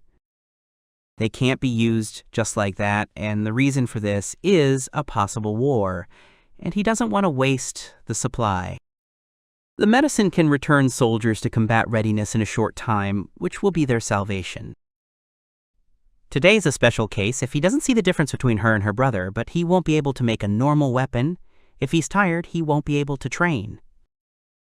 Hibane felt sorry because she had already decided to work until she dropped and drink this medicine to quickly recover and go to training. She thanked him for such a valuable medicine. They decided to go back. But before leaving, Hibana wanted to ask him one more thing. She had one small request for him, and she asked if she could become his lover. Then she began to wait for his response to her request. Hero asked what she was talking about. She immediately said directly that she fell in love with him. That's why she decided to confess to him. She can't be his queen, but he can keep their relationship a secret, and she wouldn't say something like that just to make a man happy. He asked if she was telling the truth. Hibana had truly fallen in love with him back at that meeting, when he had the courage to go against two brothers. That's why she tells him this. She asked him what he would say to this. He then asked if Hibana had ever dated anyone. No, she hadn't met, but she believed that they could handle it. People are animals too. You just need to trust your instincts. They looked into each other's eyes for a while, and Hero turned around, asking her to give him time to think it over. She said that she would wait, because patience is one of the main advantages of swordsmen. After that, she took the cart and left. Hero wondered why she confessed so suddenly. Marriage for royal families is just a tool to strengthen relations with other countries. Hardly anyone would want to marry a poor country like theirs, so there are no problems. Hibana is strong, beautiful, smart, and there is something to talk about with her. Here's the thing, they need to get to know each other better. Soldiers were training in the yard. Hibana and Hero came to them and greeted everyone. They all had strange faces, but they didn't seem to be hated. Perhaps they just heard about their fight and are curious about Hibana's strength. They came to Takum. And first, he would like to see Hibana's strength, so she will fight Harold. She looked at Harold with her head tilted, and he asked if she wouldn't fight with him. Takumu said that it was dangerous to fight with him. If he didn't control his powers, he could accidentally kill. Hearing this, Hibana decided to show him her power. Hero wished her good luck in the fight. Harold asked Takumu if he really could let loose. He confirmed this because he knows approximately what she is capable of. But he is no longer interested in her. Hibana and Harold were already standing in the arena. Hero watched them, as did everyone else. Hibana asked what the rules were. Harold suggested that she use wooden swords, and they would fight until the first blow. She agreed to these conditions. Hero saw a lot of strength in Harold. He was sure that he was among the top 12 in the squad. If the magical power smoothly enveloped the body, then physical abilities could be enhanced. Takumu ordered them to prepare for battle. As soon as the fight began, the two of them immediately rushed forward. Hibana struck with her sword, but Harold managed to block it. She then began to hit him with numerous blows. She moved quite quickly. Hibana moved in a circle, squeezing Harold. He tensed a little under the pressure from her. Spectators praised her footwork and speed, while Harold was only defending himself. By spinning around Harold, she gives herself a good stance from which to attack. There was just one nuance. Harold is holding up well, deflecting attacks well, and you need to grab her with a blow. Harold's timing was perfect. How he suddenly threw her sword up. But Hibana even managed to defend herself from his blows. Harold is not inferior to Hibana's speed, and her tactics are also very tiring. Suddenly, Harold had already started to strike at her. But he missed. Hibana disappeared from his sight. She appeared above him and flew behind his back. When he landed on the ground, Harold was confused and took a direct hit from Hibana. Harold fell to the ground, and he acknowledged her victory, calling it quite strong. They thanked each other for the fight. Then Takumu addressed them, and he praised them for their fight. From his observations, Hibana was strong in her own way. She asked what it meant. Then he asked to borrow her sword. As he took her sword in his hands, he began to draw his own, and he gave it to Hiro and asked him to hold it firmly in front of him. He took it and held it, and asked what it was for. Takumu warned that he was coming. He tensed his leg and prepared to lunge forward. And with one swing, he cut through his own sword like butter. Hiro's heart literally sank to his feet. Takumu called this sword very good. His sword was good too, but now it's just trash. Hibana asked why he did that. Takumu was checking their weapons before the fight. If Hibana had lost during their battle, if they had fought with wooden swords, or if they had fought with real weapons, then this would have happened. She asked how much longer he would underestimate her. Did he really plan to win by taking her blow? He said he would win. If he couldn't, he wouldn't have said it. Hibana told him that she didn't need his favors. Takumu then told her to prove it to him by winning. If she did that, then the next fight would be no slouch. But only if she can. She took her sword from Takumu's hands. Hiro asked if she was sure she could handle it. She was confident that she would win. At first, she just wanted to see the difference in their strength, but now she wants to win. Apparently she was quite angry. Brother was acting quite provocatively. He didn't think that he was actually underestimating Hibana. Takumu and Hibana stood in the arena, and they announced that their battle had begun. And lost dry. Very quickly, just in an instant. Hiro was wrong. He thought that Takumu's brother would go first and Hibana would just defend himself, but he did something different. He let Hibana attack first. Then he easily dodged and finished the fight with one blow. Maintaining the right distance and understanding the opponent's pace is the foundation of a swordsman. It was a victory not of speed or strength, but of skill. There was no plan from the start for the brother. It was just an overwhelming difference in strength. Takumu said that she has good physical fitness. She puts in enough effort, but she's just relying on her talent. He couldn't stand complacency. He thinks only about himself and does not see the enemy. There is a lack of observation, understanding, and foresight, so truly strong people cannot be defeated. At this point, he finished and told the soldiers to return to their posts. They began to disperse, and Takumu approached Hiro. And he said that Hibana is a good swordswoman, but that's no good. Her problem is that for her, there are only those who win and those who lose. He says that she thought it was natural to lose to him. She didn't really regret it. She wasn't interested in him. Therefore, she thought only of herself and lost. This is a fatal flaw. Hibana has never had a suitable opponent her age, and the Golden Knights are too far away.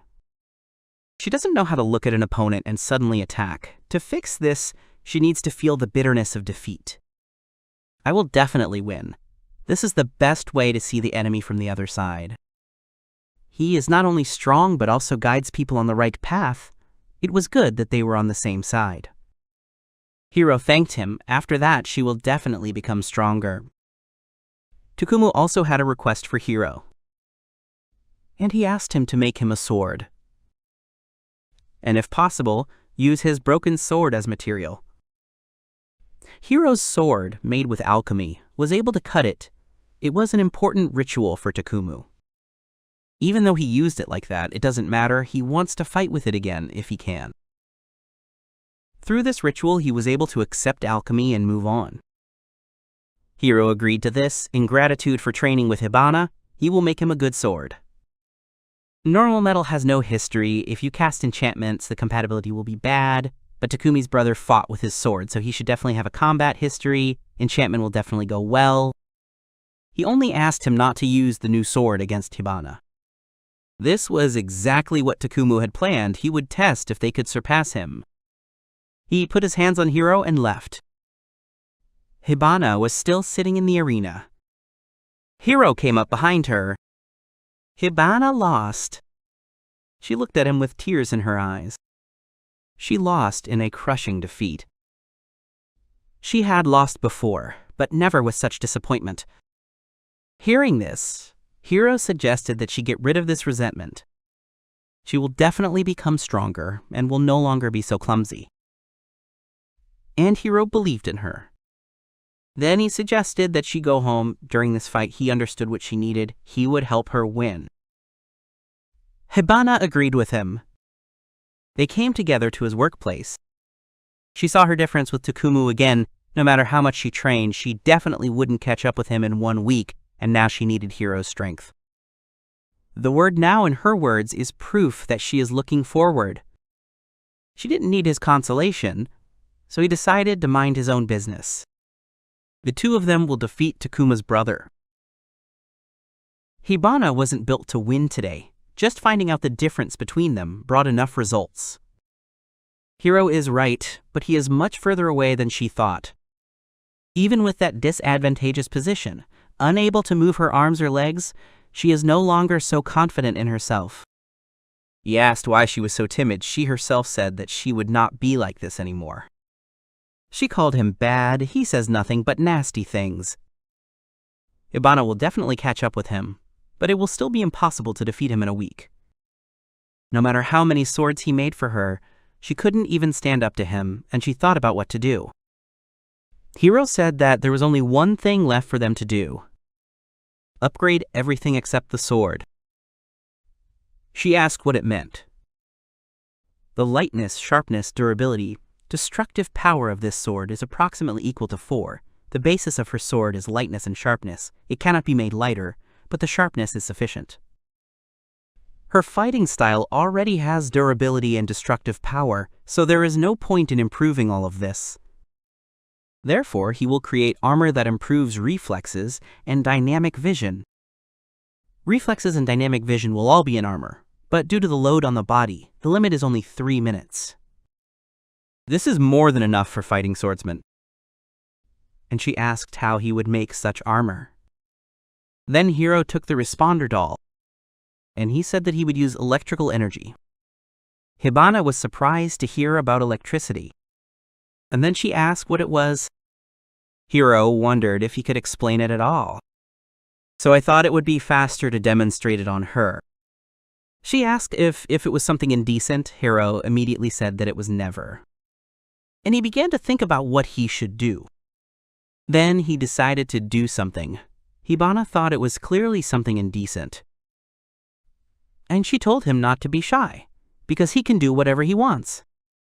So he decided to show her and shook her hand. She was electrocuted, so she squealed loudly in surprise. Hiro laughed. She asked why he was laughing. He laughed because she just reacted unexpectedly sweetly. It turns out it was electricity. Hiro explained that there are nerves in the human body, and electricity runs through them. Muscles move thanks to electricity. Therefore, if you conduct electricity on purpose, the muscles will contract involuntarily, something like this, after which her hand rose by itself. Hibane was not very pleased that his hands moved on their own and asked if he really wanted to use such a tool. By manipulating the electricity in the brain, dynamic vision can be enhanced and reaction times can be improved by accelerating the transmission of signals to the muscles, which is exactly the effect he plans to create the armor with. Hibana agreed to this. She wants to use electricity in tomorrow's training, wants to get used to the armor, and thoroughly study Prince Takumu's movements. Once again, she is enthusiastic, but it will take about 2 days to create, so she will have to wait. She agreed to this, and then she asked why it had to do with obscenity. Still, she didn't forget about it. Each person's nerves transmit electrical signals differently, so you need to figure out how much electricity is needed. Therefore, it is necessary for the electricity to go directly to the skin. If clothes interfere, then the accuracy will decrease, and they will not be able to collect accurate data. Hibana understood everything and asked if it was possible to start receiving data after eating and taking a bath. Hiro wanted to know the reason for this.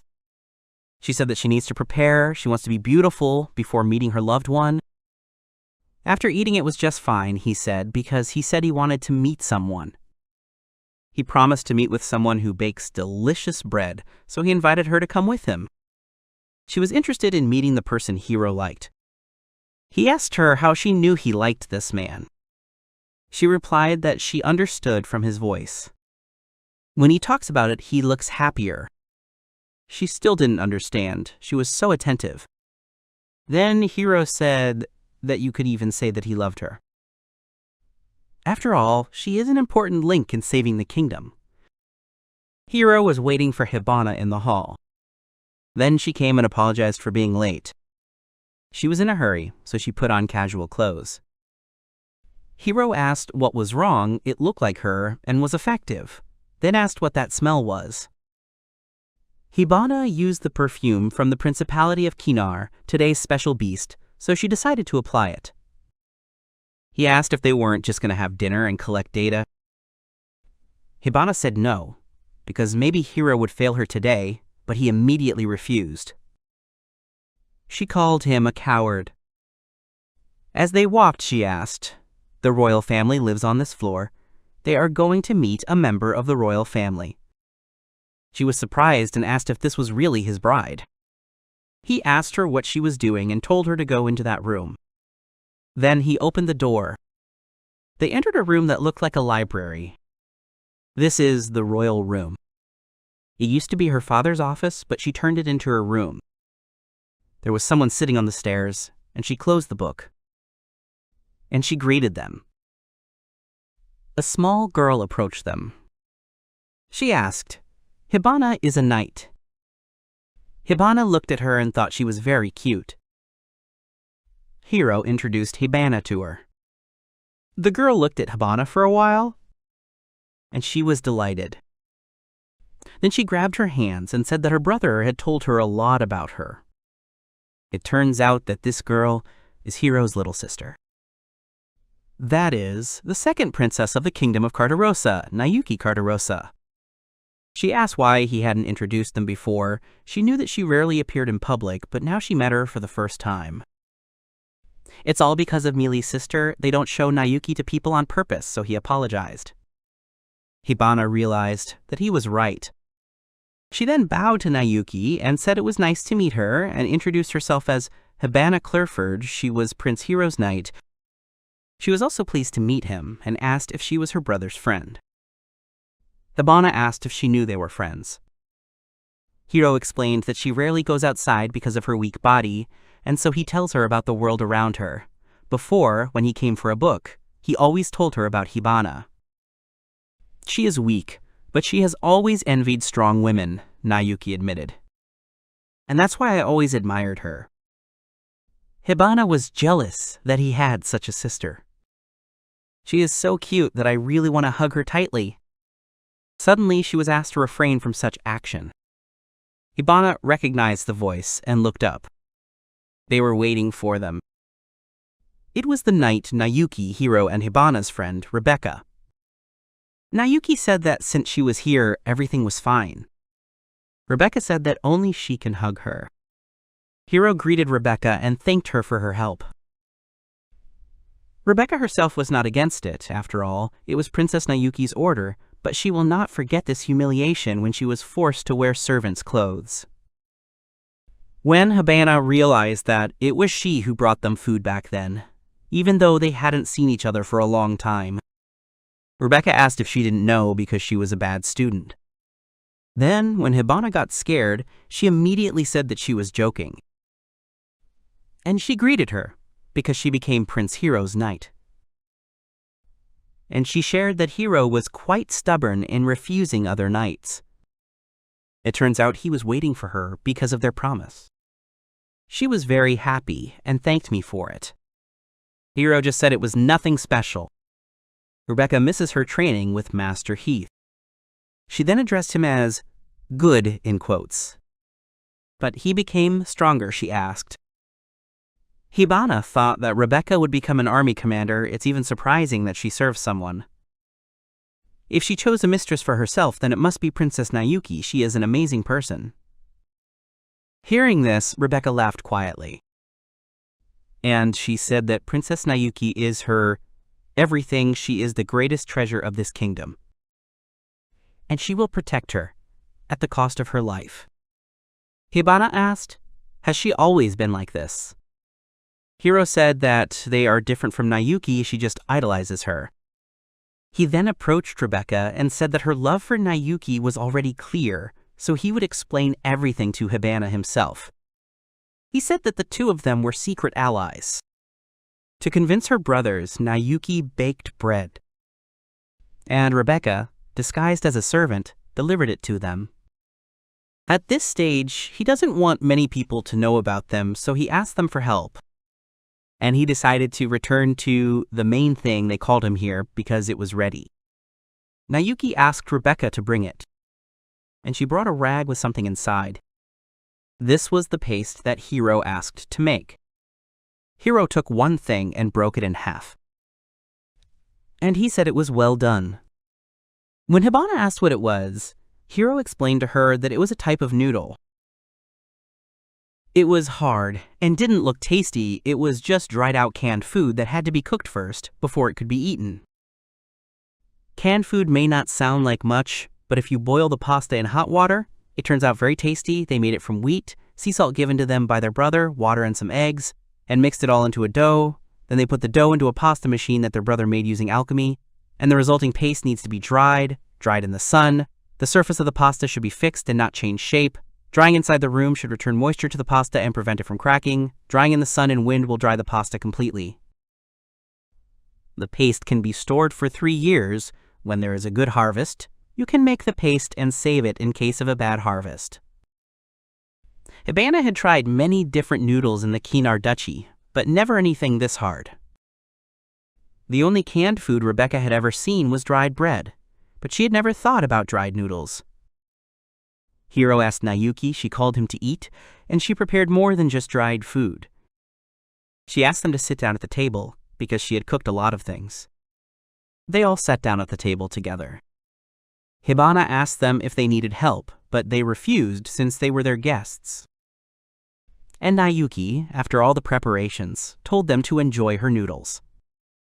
The noodles looked very tasty. Rebecca said with a smirk, "Try the pasta that Princess Nayuki had prepared, which she had worked so hard on." To start, Hiro decided to add some salt. Then he twirled the paste onto his fork. And he took it into his mouth and began to chew. It was delicious. It turned out much tastier than his. This pasta is so unusual. Nayuki's food is easy and pleasant to eat. When Hiro cooked it, it was just awful. He didn't even think that it was possible to improve the taste so much with salt. Nayuki said that she had practiced a lot. Hiro was sure that their subjects would like her food. It was cool that after so many attempts, such a delicious dish turned out. Nayuki asked Hiro to try the pasta and sauce first and didn't say any compliments. And I decided to pour some white sauce first. When Hiro tried it, he immediately knew what it was. It was potato sauce. It was made using mushroom soup, to which puree and salt were added. Since he has memories from another world, he is not surprised by such a sauce based on onion soup puree. But Nayuki is different. She was able to come up with such a sauce. Living in a world where food is only cooked, she is definitely a culinary genius. Hibana decided to try another sauce. She just couldn't wait to do it. It tasted sour. The base of this sauce is vinegar. Hibana was surprised that their kingdom had vinegar. The paste and sour sauce went very well together in her opinion. But in fact, they got vinegar completely by accident while they were cooking. Vinegar itself is very convenient, and she decided to take advantage of this coincidence and created a sauce with vinegar, oil, salt, and dried meat. And this meat was also used in soup, and she asked how they liked it. Hibana said it was perfect. Both options were absolutely delicious. They have very rich flavors. She did a great job, and I asked if I could borrow her recipes. Nayuki happily allowed it, and moreover, decided to show these recipes to everyone. Rebecca pounced on Nayuki with congratulations. They will not only give the people wheat, but also easy pasta recipes with delicious sauces. Nayuki's help is simply invaluable and will be needed in the future. Hiro then remembered that she mentioned how she made vinegar by accident. He asked if she succeeded in making what she tried. She replied that everything worked out. There is still room for improvement, but it is already quite tasty. Hibana asked what exactly happened. Hiro asked Nayuki for something. He has been trying to do this for a long time. It will be a symbol of their developing country.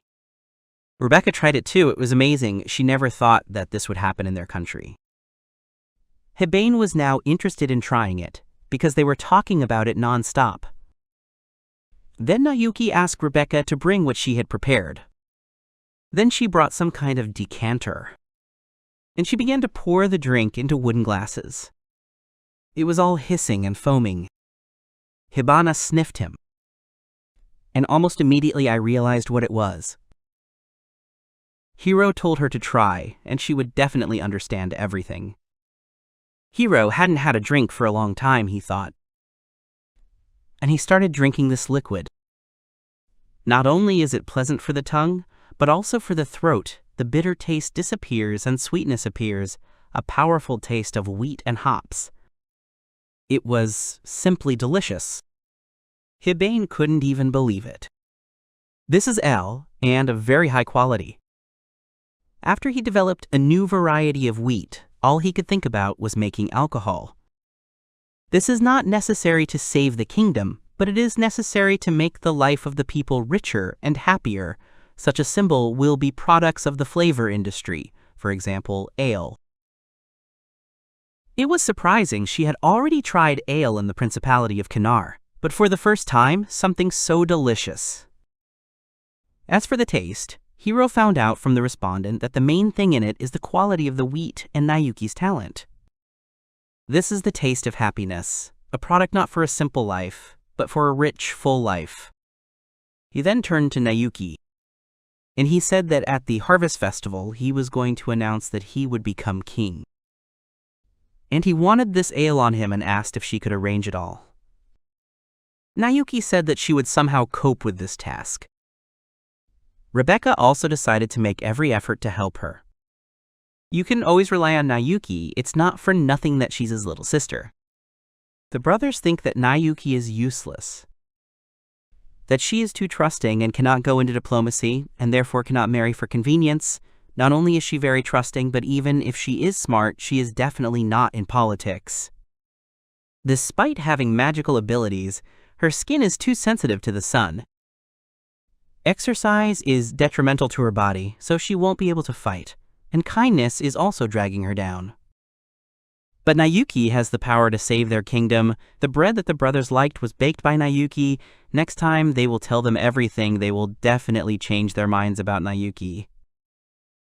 Brother Takumu and Hibana's training is very important, but it is also important to make their kingdom prosperous. When they and Brother Agi team up and plant wheat everywhere, they will need Nayuki's recipes. By doing all this, their kingdom will only move forward. They started cleaning up after the whole meal. It was lunchtime, so Hiro said it was time to start measuring. But Hibana asked to give her another hour. When he asked why, she said that the food was so delicious that she overate it, and her belly became very big. Hiro didn't really care about it, but she asked him to understand her. Hiro then agreed, and immediately heard her start training. He asked if she was sweating. She hated sweating, so she had a towel. Almost an hour has passed already. Then Hibana began to undress, and when she finished, she said she was ready.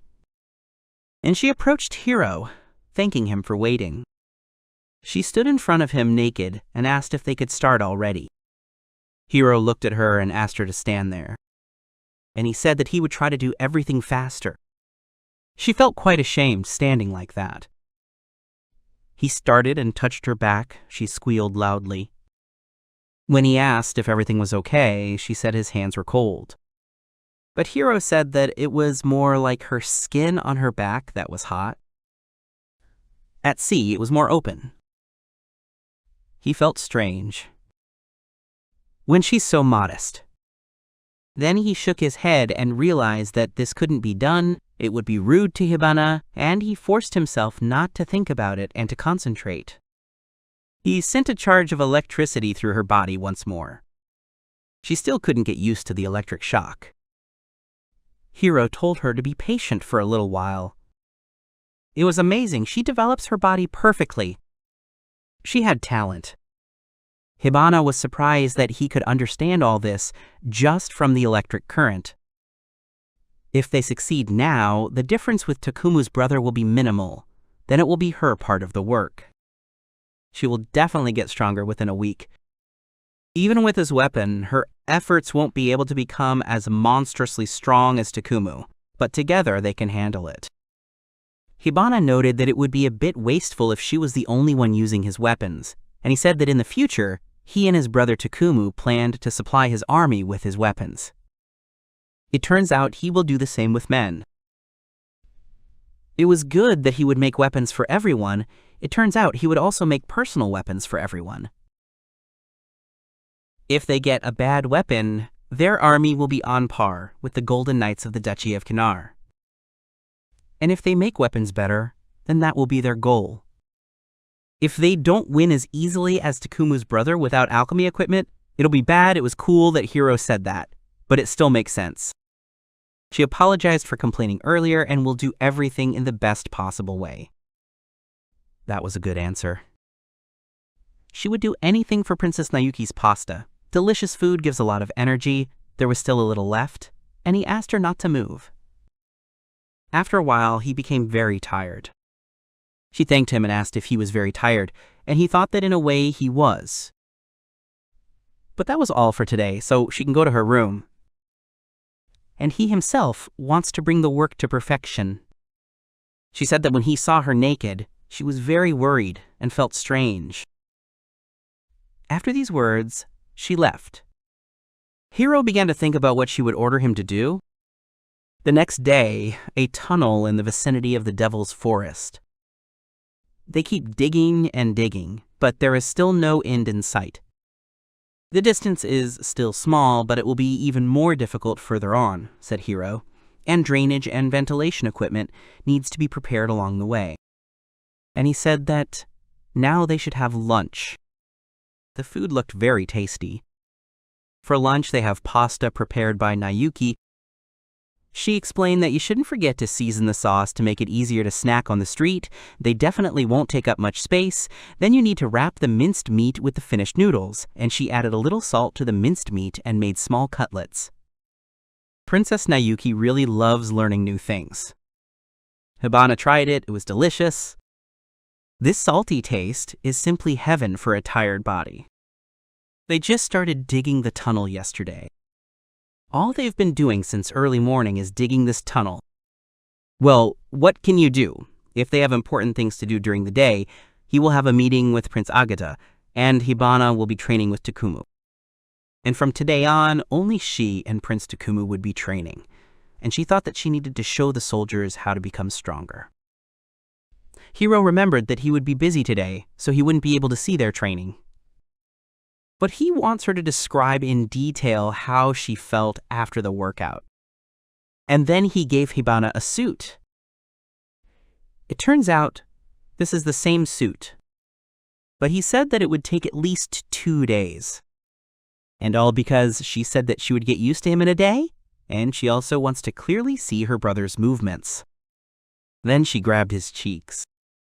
And he said that if you look closely, you can see circles under his eyes. And she asked if he hadn't slept. Hiro said that he had, although only for 5 minutes. But Hibana was very glad that he did all this for her. She asked if they were really going to leave the tunnel at this stage. It would fall apart. Everything was right. They couldn't leave it like this. If they didn't work hard today, they wouldn't finish it on time. They can only do this with magic, and the amount of time it takes to restore mana is the same, so nothing should fall apart here in 2 days. Everything seems to be so strong, but compared to Hibana, it's not really strong. The sooner he finishes, the faster Hibana will become stronger. It's okay that he didn't sleep for one night. She thanked him and promised to wear it very carefully. Hiro told her not to be shy, and let her tell him her feelings. She is still inexperienced, and she still has many weak points. He will do more things for now. She will test this suit, identify its weak points, he will improve it, and she will become much stronger. Such is their life. And if that's the case, she won't hold back. Hiro was sitting in the castle, and was sitting in front of Agatha. It was good that he came, and Agatha asked to show him the materials first. This year they will use the fields, so that their people can grow wheat, but first they need to show them the result, because this is risky not for the people but for them. At the moment they have two types of fields, privately owned and publicly owned. The cultivation of state fields is carried out by knights laborers. Such knights are not professionals, and their training takes a couple of hours. The rest of the time they either cultivate the fields or do farming. And the soldiers are usually second or third sons, or, which happens very rarely, people from another country. They contribute to the kingdom's general harvest, and in return receive a salary, and when they become old, they retire. Thanks to the brothers' development plan, there is always a lot of harvest, even paying wages. He remains in the black. Landless people can get money for normal food, and dream of getting their own field in the future. This system was invented by my brother, and both the people and the kingdom are in a favorable position. Very good domestic policy. No matter how much they say that wheat will not grow in the fields, if there is no precedent, then no one will be convinced of this. Besides, they have already tried to grow wheat several times and it never worked. If he starts talking about growing wheat again, then people will get scared and won't be able to do anything. So first, you need to show them a successful result. It is not enough to simply try, because a bad harvest year will lead to immediate general famine. But if they use state fields and night laborers, then it will be a completely different story. Even in the unlikely event of failure, they will simply be able to pay the knights and they will not die of hunger. And thanks to the fact that Hiro prepared the salt, it can be used at the right time. Agatha seems to not believe that wheat can grow, and is thinking about alternative options. He believes in his abilities, and that's a little different. It's just his job to prepare for everything. And since he has no objections to the plan, Hiro would like to continue the discussion. Agatha would like to say the same, but there was one problem. The soldiers won't agree to this. They came to ask that they plant sweet potatoes according to plan. They don't want to regret not planting sweet potatoes. Agatha told them that they would be paid a salary even if nothing grew. It was a pity, because they didn't even listen to him. They help each other survive in this unfavorable world. Their love for the country and their friends is very strong. They do not think about money in case of failure, but think that if they do not plant sweet potatoes, then someone will starve. It's very noble and makes you proud of them, but it would be a shame if they limited themselves to just sweet potatoes this year. First, wheat must be grown in the state field, showing good results and providing everyone with grain left for the next year, and next year, wheat cultivation will be planned throughout the kingdom. And if it doesn't work out this year, they'll be a whole year late. The only drawback is the difference in yield, with improved wheat yielding much more than sweet potatoes. In the current situation, it is very dangerous to rely only on sweet potatoes. If you continue to grow sweet potatoes on the same land, its yield will decrease as the land gradually becomes infertile. Much more frightening is the infection of sweet potatoes. If they get sick, it will definitely lead to general famine. And there is no guarantee that this will not happen. Hiro wants them to have at least 2 staple foods. Wheat is one of the pillars of salvation of this kingdom. The loss of 1 year will have a very unpleasant effect on the economy of the kingdom. Of course, they could just order the knights to work, but that would be wrong. This kingdom was created only because the people love it, and if the foundation is broken, the accumulated discontent will immediately burst out. But if you force them to plant wheat, and it grows, then you can somehow convince the people, but it is quite risky. The people living here are the only treasure of the kingdom. They cannot be lost. Its wheat takes 3 months to harvest. This variety is cold hardy but does not survive the full winter. Given the season, it needs to be planted within 3 weeks before it is too late. But he wants everyone to work, believing that they can enrich their kingdom. So he turned to Brother Agatha and asked him to convince them himself. 5 years ago, Hero ran with a sword and screams to a tree. But when he hit the tree, he only flew back. The workers immediately ran up to him and asked him to rest, because simply swinging a sword would not make him stronger. Hero thought that he would like to wake up in an open field with seeds. He was hungry and needed to get money. Then someone handed him some boiled potatoes. The boy asked if he was resting and gave him a treat from his mother. And then he encouraged all the other workers to make another dash, because they were princes too. Hero thanked him for the treat, and the guy went back to work. Hero and Agatha watched the field from above. Work finished early today. Agatha asked why he didn't find out more about it. But he didn't want to disturb their work and decided to wait until they finished. Agatha could call them to the castle. He doesn't want to go to the outpost. You need to show your sincerity, he said. Brother Agatha's story was excellent, but there was something strange. The strange thing was that Agatha couldn't convince them, and realized that he himself had to try to convince them. The guy rang the bell and said they were done and had done a good job. Hero then came over and greeted them. The guy had told him not to come alone, and Hero knew that he himself knew that he shouldn't do that. He would like to talk to Hero because there are certain rumors going around. Then he asked him for more new tools. The times when they could do without them were already gone, and they would be grateful to him. Hero agreed with them because they were more practical than the old ones. Most of the mined iron was needed to create armor. It was a pity that there was no mine. If he did not use the handle that he took in his hands, then he would be limited to using only the tip of the blade. And the guy was also thinking about when they would be able to plant sweet potatoes. Hero didn't think he needed adventure, so go ahead and grow wheat. And then he said that they would grow wheat. They have no other options. The workers immediately started whispering about it. They couldn't believe that this was their hero prince. They thought about it quite a lot. But Hero too, and asked them to listen to him. He wants them to think about growing green onions and wheat. And he asked them to stop mumbling and take a better look at the wheat he had brought. Maybe with a special fertilizer, it will germinate this time. Wheat is much more reliable than sweet potato. There is a very low probability of failure with it. If all goes according to plan, it will bear fruit by winter. The workers thought about it. She is small. There will be nothing to eat. They will feed like mosquitoes, the guy said. Even here the prince lies, eternal perhaps, and if everything goes according to plan, and he asked if he knew what happens when hunger comes. Winter might come very early this year, and if he didn't do strange things, they would be able to survive it peacefully this year, and he asked why he was doing unnecessary things. Simon may not be a bad guy, but he doesn't agree that growing sweet potatoes is the only right way out, and he may be a fool, but unlike others, he can be convinced otherwise. He is one of the people he can trust. Talking to anyone but him could lead to unpleasant consequences. Hero could answer his question as to why he wanted to grow wheat. This is to enrich the country.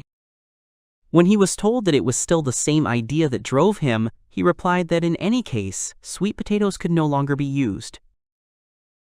The yield of this wheat is higher than that of sweet potato. Besides, it is useless in its current form. The country may fall into decline.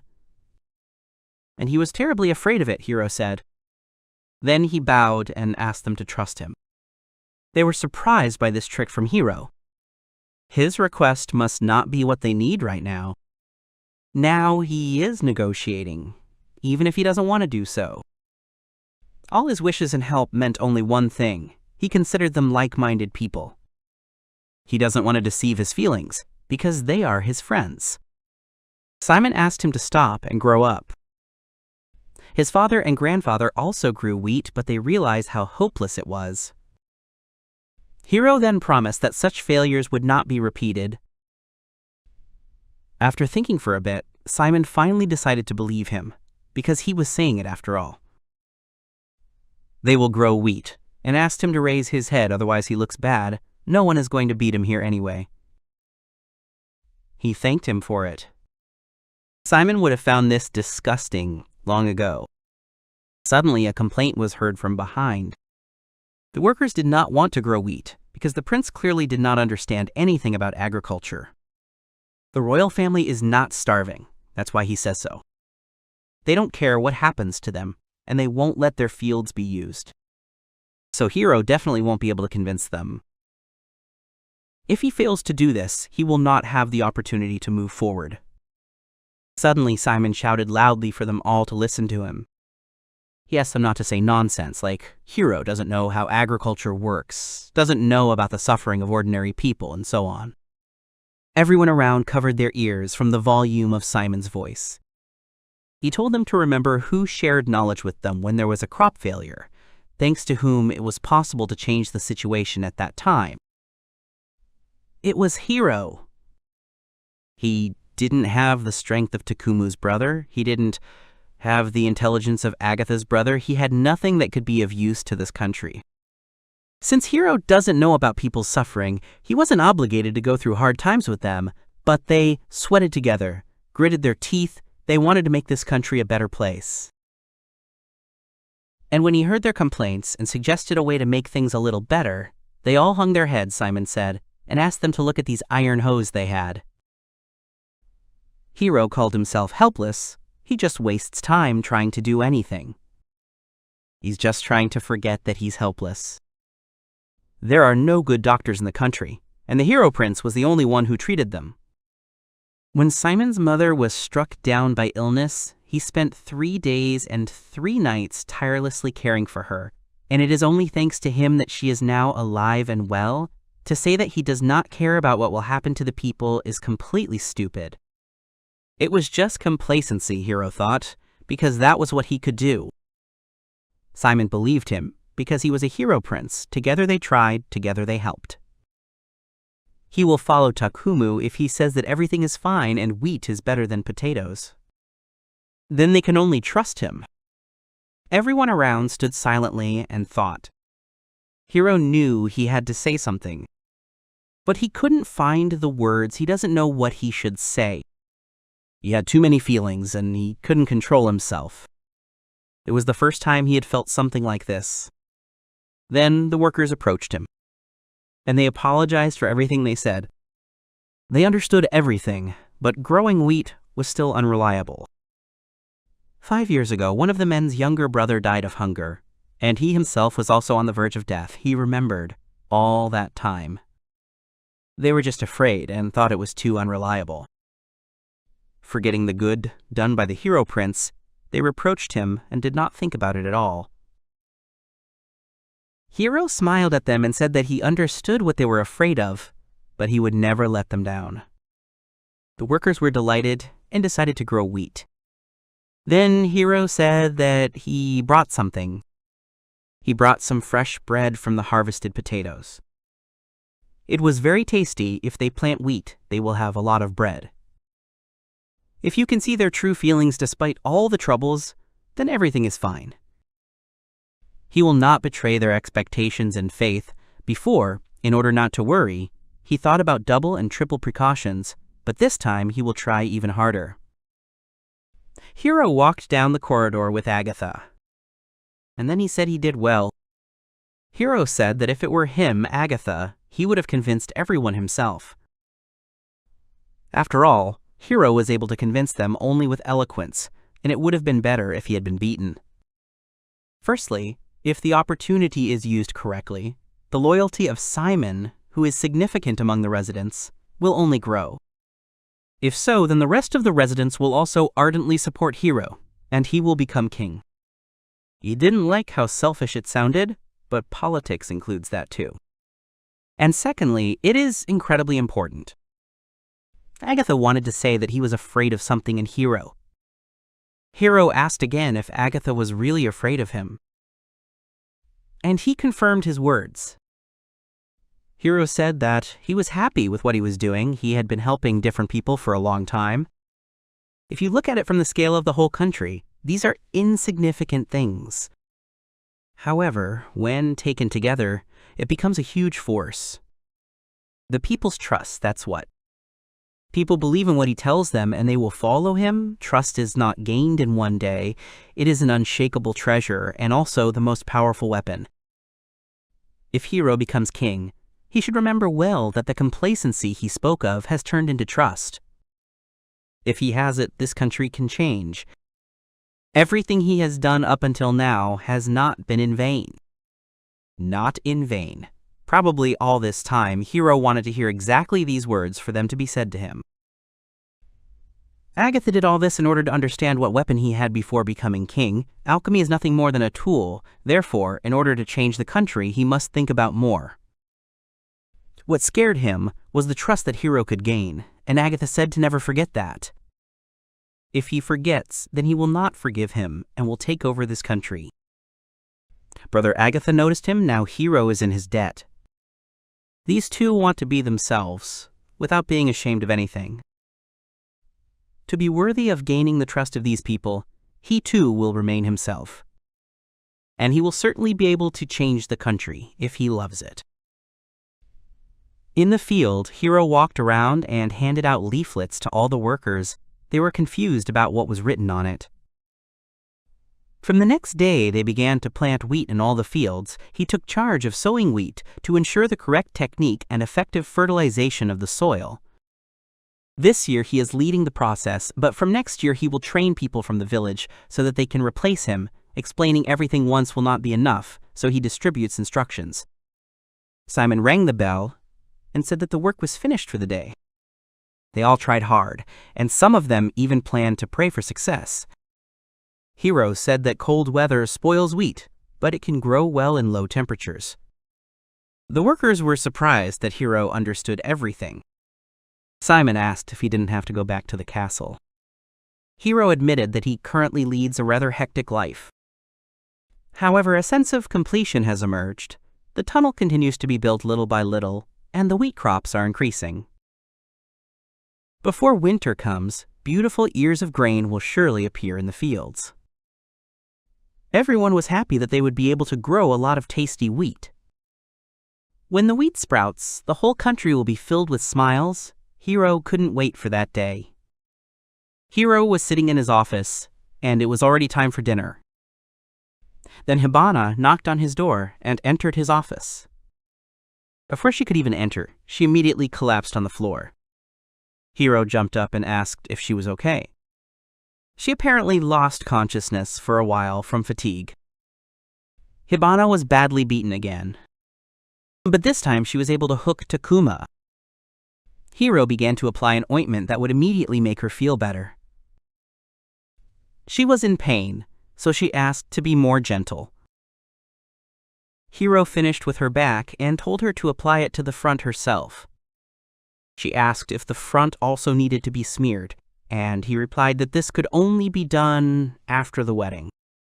It was an unexpected announcement from a member of the royal family, and she had been looking forward to it. However, because she hooked him, they might have a chance to win. She would be able to hit him during acceleration. The power of her equipment was put into that blow. That was already good, and Hiro asked if she had noticed anything else interesting, and she only said that Takumu had perfect coordination. The first time she fought him, she couldn't move her arms or legs, but today, on the third day of training, she was finally able to land one blow. If this continues, then in the remaining 3 days she will be able to completely defeat him. It sounded promising, and Hiro was looking forward to her victory. He then remembered that she said that among the Golden Knights there were 8 people who were unable to defeat her, and asked what about the other 4. She thought that their strength was almost equal to them. The knights were equal in number of holy swords, but 8 of them were outstanding. If he had a sword, she was sure he could win too. So there are ranks among the Golden Knights too, and he asked how she would rate Takuma compared to the knights. Even if the opponents had holy swords, he would have defeated 5 of them, but he would not have been able to overcome the remaining 3. Those who are called the 3 holy swords are special. Maybe if Brother Takumu had the magic sword made by Hiro, he could defeat the 3 sacred swords. Hibana said that maybe he would have won, but maybe he would have lost. Until today, Hiro knew that his brother was strong, but he didn't understand if it was true on a global scale, but he is well aware of his mighty strength, comparable to that of the Golden Knights. If they can include Takuma in their plan, the chances of success will increase. The main problem of this country is that the neighboring countries will start invading when they find out about the wealth of their country. At such times, the best way to solve the problem is not to use force. However, the number of people who were in favor of victory at any cost significantly exceeds those who did not need the war. They will be able to fight only as a last resort because there are also peaceful measures. They say it is better to have an ace up your sleeve. If they had Takumu, who could match the 3 holy swords in strength, and Hibana, who could surpass him, potentially 2 people in this country could become as powerful as the 3 holy swords. Maybe they could defeat the Golden Knight Order. Hibana said that it was arrogant to think that the 2 of them could defeat the Golden Knights. They needed at least 1 more person. And it will be Hiro, Hibana said. Hiro refused because even if he had a first-class sword, he would not be the best. Hibana understood this, so he would be on par with them thanks to his fighting style. In that case, that would be enough. It was possible, but it wasn't necessary, Hiro said. Besides, it would be nice to try to find out the fighting power of alchemical silver. Then he asked her not to change her clothes in his room. She asked what was wrong with that. Anyway, in the future they would most likely live together. Quite willful, but since she had no questions about the equipment, he told her not to waste time and asked what happened. Hibana had one request. She would like him to name her sword. It's an important gift from the man she trusts her life to, and calling it just a magic sword is somehow sad. He made this sword especially for her and asked if it was okay if he himself named the sword. But that was exactly what Hibana wanted him to call him. When he asked why, she replied, "Sentimentality." But he still didn't understand it, but if it makes her happy, he'll definitely come up with it. Then he looked at Hibana. Hibana was looking at her sword at the time, and then something clicked inside Hiro. And then he said Hanabi. This will be the name for this sword, Hanabi. He explained that Hanabi means sparkling fire flowers blooming in the sky, which are truly beautiful. Hibana also sparkles when using her sword, so he thought the name was appropriate. After hearing the explanation, she looked at her sword. The fiery colors blooming in the sky sounded very romantic. She would like to see it. But Hiro said it wasn't impossible. Then, when she defeats Takuma in a duel, they will celebrate that evening and set off fireworks. Well, if she loses, then nothing will happen, and they will work on their mistakes. But Hibana said that she would never lose. Fighting without knowing the meaning of the sword's name sounded very sad. There are 3 days left until the fight. It would be stupid to develop such a complex fireworks display now. But even so, he can handle it. He wants to see Hibana admiring him. Because when looking at fireworks, she is much more beautiful than the fireworks themselves. Then suddenly she said that there was no time to rest, so she started doing push-ups. Hiro asked her not to overdo it. The day of the duel between Hibana and Takumu has arrived. Prince Hiro came, and the rest followed. It was Princess Nayuki. Some were seeing her for the first time. Nayuki looked at them and winked at them. The soldiers immediately became embarrassed by this, and together they shouted her name, when suddenly Rebecca looked at them. She was right in her element. Takumu was waiting in the arena. Hiro and Hibana also climbed onto it. Hiro remembers the day Hibana and Takumu first fought. But today they have equal chances of winning. Takumu and Hiro's fight will be witnessed by Agata. In this duel, Hiro's knight, Hibana, will fight instead. This is a serious fight with real swords. The condition for victory is to land one blow with the sword. The loser renounces the right of succession to the throne, and he, the second prince of the Kingdom of Agatha, has already renounced it. So the winner automatically becomes the next king, and he asked if anyone objected.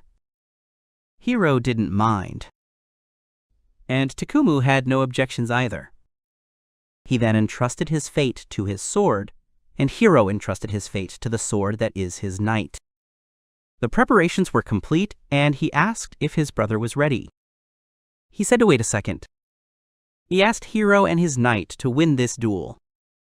Everyone was surprised by this because Takumu doesn't often want to lose. It sounded like they had agreed on this beforehand, so Takumu clarified that he wasn't giving up. He wanted him to justify his beliefs through combat, and if he couldn't surpass him, then Hiro's views will be and become insignificant. In that case, it would be better for them to disappear for his own good and the good of the country. Then he himself will become the king of the country. Hiro then simply nodded in response. But if he surpasses Takuma, then he will acknowledge his beliefs as true and will provide him with the subordinates he forged himself. He said to look very carefully. After all, he will fight with full force and in all seriousness. So when he is surpassed, then he will acknowledge Hiro. Hearing this, the rest of the soldiers shouted in unison and began to cheer for Commander Takuma. All of them who follow Takumu want to see his power. They believe in Takuma and are happy that they will be able to see him fight at full strength. Therefore, he longs to see a power that will surpass him. Hiro looked at Hibana. Then he turned to Takumu and said that he had heard everything he had said, and now all that remained was for him to win. Hiro tried to call Hibana, but she didn't answer. Then he grabbed her by the shoulder, which scared her very much. He asked her with a smile if she was afraid. She admitted that she was indeed afraid, but all her fear had disappeared thanks to the fright, and now everything was normal. She pretends to be strong, but this pretense makes her feel confident. Hibana has really grown up. Hiro ordered her to go and return victorious. She nodded back at him and headed towards the arena. Takumu asked her to demonstrate her superiority. She alone would not have been able to resist him. Even though she had become stronger, she was still no match. But together with Hiro, they will be able to hold on to victory. After these words, they both stood in a stance. Agatha announced the beginning of the duel. Hibana instantly rushed forward to attack. She used the acceleration function. This function stimulates the brain and the body's internal current, and also enhances the acuity of dynamic vision and reflexes. She attacks first, and Takumu is completely open. If it doesn't work now, she will be killed. Hibana attacked very quickly, but Takumu also managed to dodge.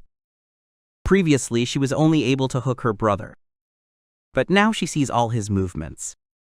Not only Hiro, but the others watched this as well. Hibana looks cool in Nayuki's eyes, and Takumu, although he stepped back, continues to dodge. She pressed harder and harder with her attacks. Suddenly, Takumu came behind her and stood in a stance. He pointed the sword towards her until she turned around. But Hibana barely managed to block the blow. She managed to block the attack with her sword, and she stopped him only with the hilt of her sword. Takumu already thought that they could end it here. But after landing on the edge of the arena, Hibana disappeared from Takumu's sight. She instantly moved to a blind spot. The attack from there will not be visible. She was behind him and already thought that she would be able to touch him. And she boldly decided to stab him in the back. But suddenly, Takumu disappeared from under the sword's blow. As it turned out, he appeared right behind Hibana, even though she was out of sight. Based on her position, he predicted the trajectory. So he took a swing at her. The sword was already approaching Hibana, Hiro yelled at Hibana to react faster. She tried to block the blow and cut the sword in half. The tip of the sword flew past Takumu's face, and everyone around was shocked. He just grinned and was shot straight in the chest. Takumu fell to the ground, blood spurting out. And the winner was Hibana Clurford. Hiro immediately ran to the arena to see his brother. Walking up to him, he took out a flask and poured the contents onto Takumu's wound. He was instantly healed, and the wound healed right before our eyes. Hiro asked if he was okay. Looking at the healed wound, he noticed that it looked like magic. On the surface of the skin, the wounds have healed, but he still needs rest for the next few days, and such wounds will heal in 3 days. Hibana's sword and armor were worn out in this battle, but they turned out to be very reliable. Then he stood up, admitting that he had lost badly. Imagining what would happen if a magic sword collided with a normal one, he tried to avoid hitting it in the duel, but Hibana's counterattack exceeded all his expectations. The moment he parried her blow, the outcome of the battle was already decided. Then he turned to the public, who had seen everything, and he asked if he didn't look like an idiot for making it easier for his opponent to win. Thanks to the sword and equipment that Hiro made, Hibana managed to even the odds in the fight. Faith in this power allows one to entrust power to Hiro. And Takumu asked him to make them stronger with his power, because for his sake, they would use it for good. Hiro then stood up and promised to do it. He made a promise to Takumu and his fighters that he would use these powers to revive the country. So he asked them to use his knowledge to become stronger than before. The crowd roared in delight at his words. Takumu suggested congratulating Hiro on becoming the next king. There would be no reward, but still, one should rejoice a little. Then Hiro noticed that Hibana was still sitting. Then he decided to approach her, and he sat down next to her, thanking her for the victory. It was a little strange for her to stay alive. After all, she already thought that she would die, and she was very lucky that she was able to prevent that blow. But Hiro said that it wasn't luck, and luck didn't save her. She became stronger, everything as expected from the Knight Hero. She was pleased to hear this. People began to prepare tables. And Takumu declared a feast, and allowed them to eat as much as they wanted. The maids brought in a pile of beer and plates with a mountain of boiled potatoes. But the more they ate, the less appetite they all had, although it was a long-awaited event. But for the potatoes to be so tasteless. Hiro even wishes they had salt. This should have been sorted out before growing potatoes, but both wheat and potatoes were needed. Nayuki and Rebecca ran up to them. The two of them congratulated Hibana on her victory. But even though she won, she doesn't feel any joy. If she had an ordinary sword, she would have definitely lost. Even if this is so, next time under the same conditions they will certainly win. Nayuki remarked that Hibana's fighting was great, and she thanked him for the compliment. By this time, all the potatoes had already run out. Even though it wasn't tasty, I was still sad that it was over. It was strange because Hiro asked to cook more. Then Nayuki said there was no need to worry, and Rebecca allowed them to bring in something. In fact, half of the potatoes went into preparation for Takumu's victory celebration. Nayuki really hoped that they would like everything. Hiro was very surprised when she opened the lid, and I saw real croquettes inside. She cooked them herself because this is the dish that Hiro told her about earlier. Takumu approached the table, noticing the delicious appearance and smell. Agatha had never seen anything like this before, especially made from potatoes. Hiro said it's better to eat it with your hands. And then, taking the croquette in a napkin, he bit off a piece of it. It was very tasty for them. The oil flowed out, and the edges crunched loudly. Takumu asked if Nayuki had prepared this delicious treat. She was glad that Takumu praised her. And Rebecca was also glad to see Nayuki so happy. These potato croquettes turned out great. When the housewives salted the goat meat, there was excess fat left over, which she took and used, adding a little salt. She ground the potatoes thoroughly with the addition of salt, meat, and milk, resulting in soft and crumbly potatoes. And on top she took flour and eggs, dried the bread, and got breadcrumbs. It is not easy to prepare such a delicious dish using only second-rate ingredients, but if you tell people about it, they will definitely be happy about it. She used an iron pan and a lot of oil for frying, and there aren't many iron pans in the city, and to get enough fat, she had to crush a lot of goat meat.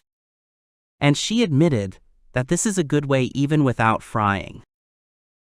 Rebecca immediately grabbed Nayuki, saying that even a king should not make a princess sad. Hiro immediately said that it was quite easy to make oil from plants, but the situation with iron was a little more complicated. There are no mines in this country, so there is a severe shortage of iron.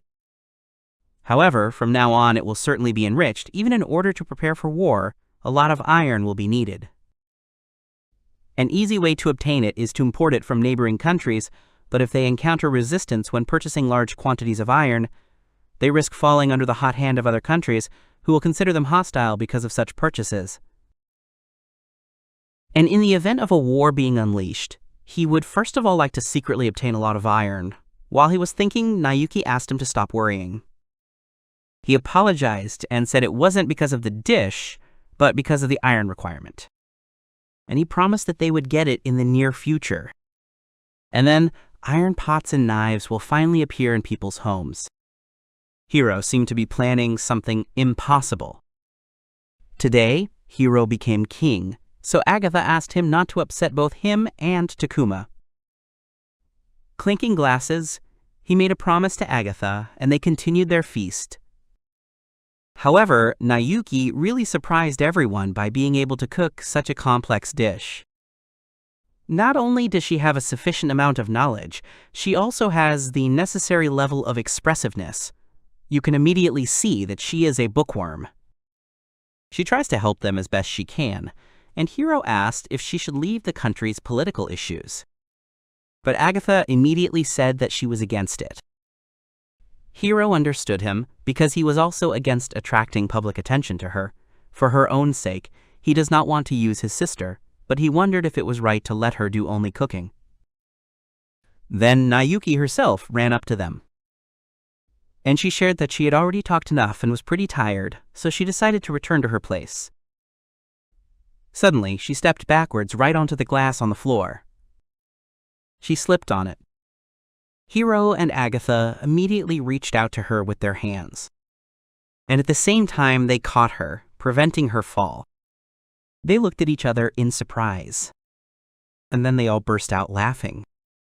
At that moment, Rebecca ran up and asked if everything was okay, but the brothers had already managed to save her from falling.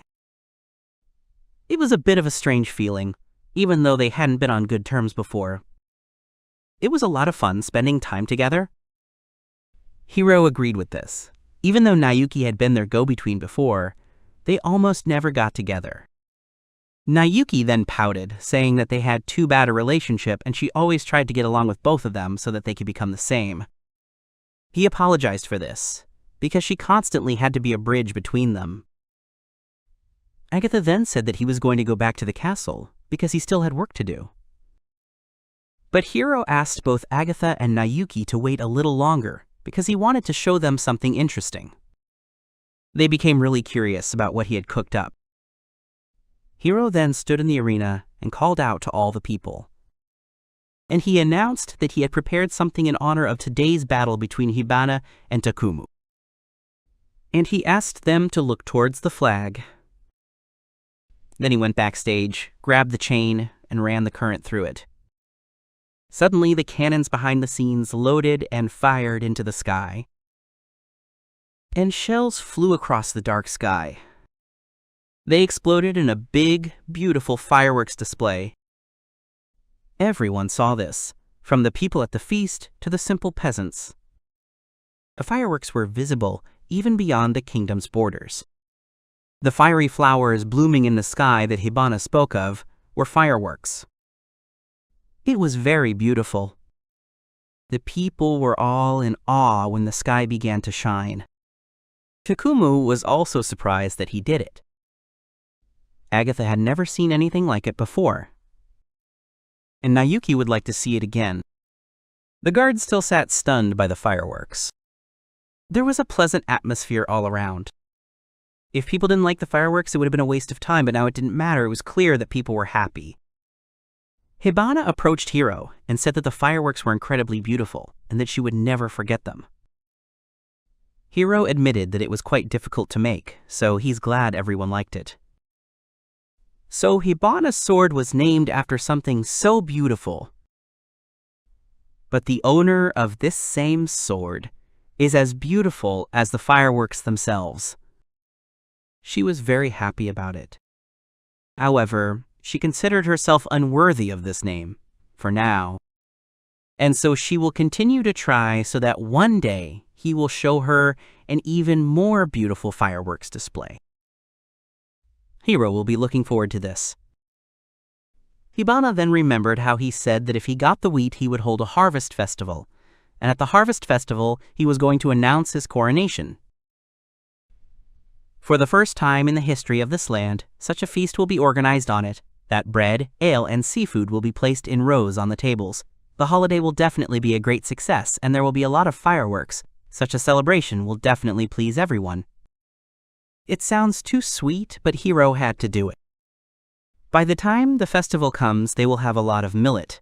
A tunnel to the sea will be dug. They will have access to salt, and will finally be able to get seafood. They will become much richer. And when winter comes, there will be plenty of food, and the rest they can use for later. This is exactly the future he would like to give them all. It all sounded very cool. After all, he believes that simply existing is not enough, happiness is not a dream, and this is exactly what he wants to convey to the people at the Harvest Festival. He found a common goal for them, and will go towards it no matter what. And only through diligence can he make people happy. The fireworks were beautiful, but Hibana wondered if the round shape and fiery color were made by chemistry.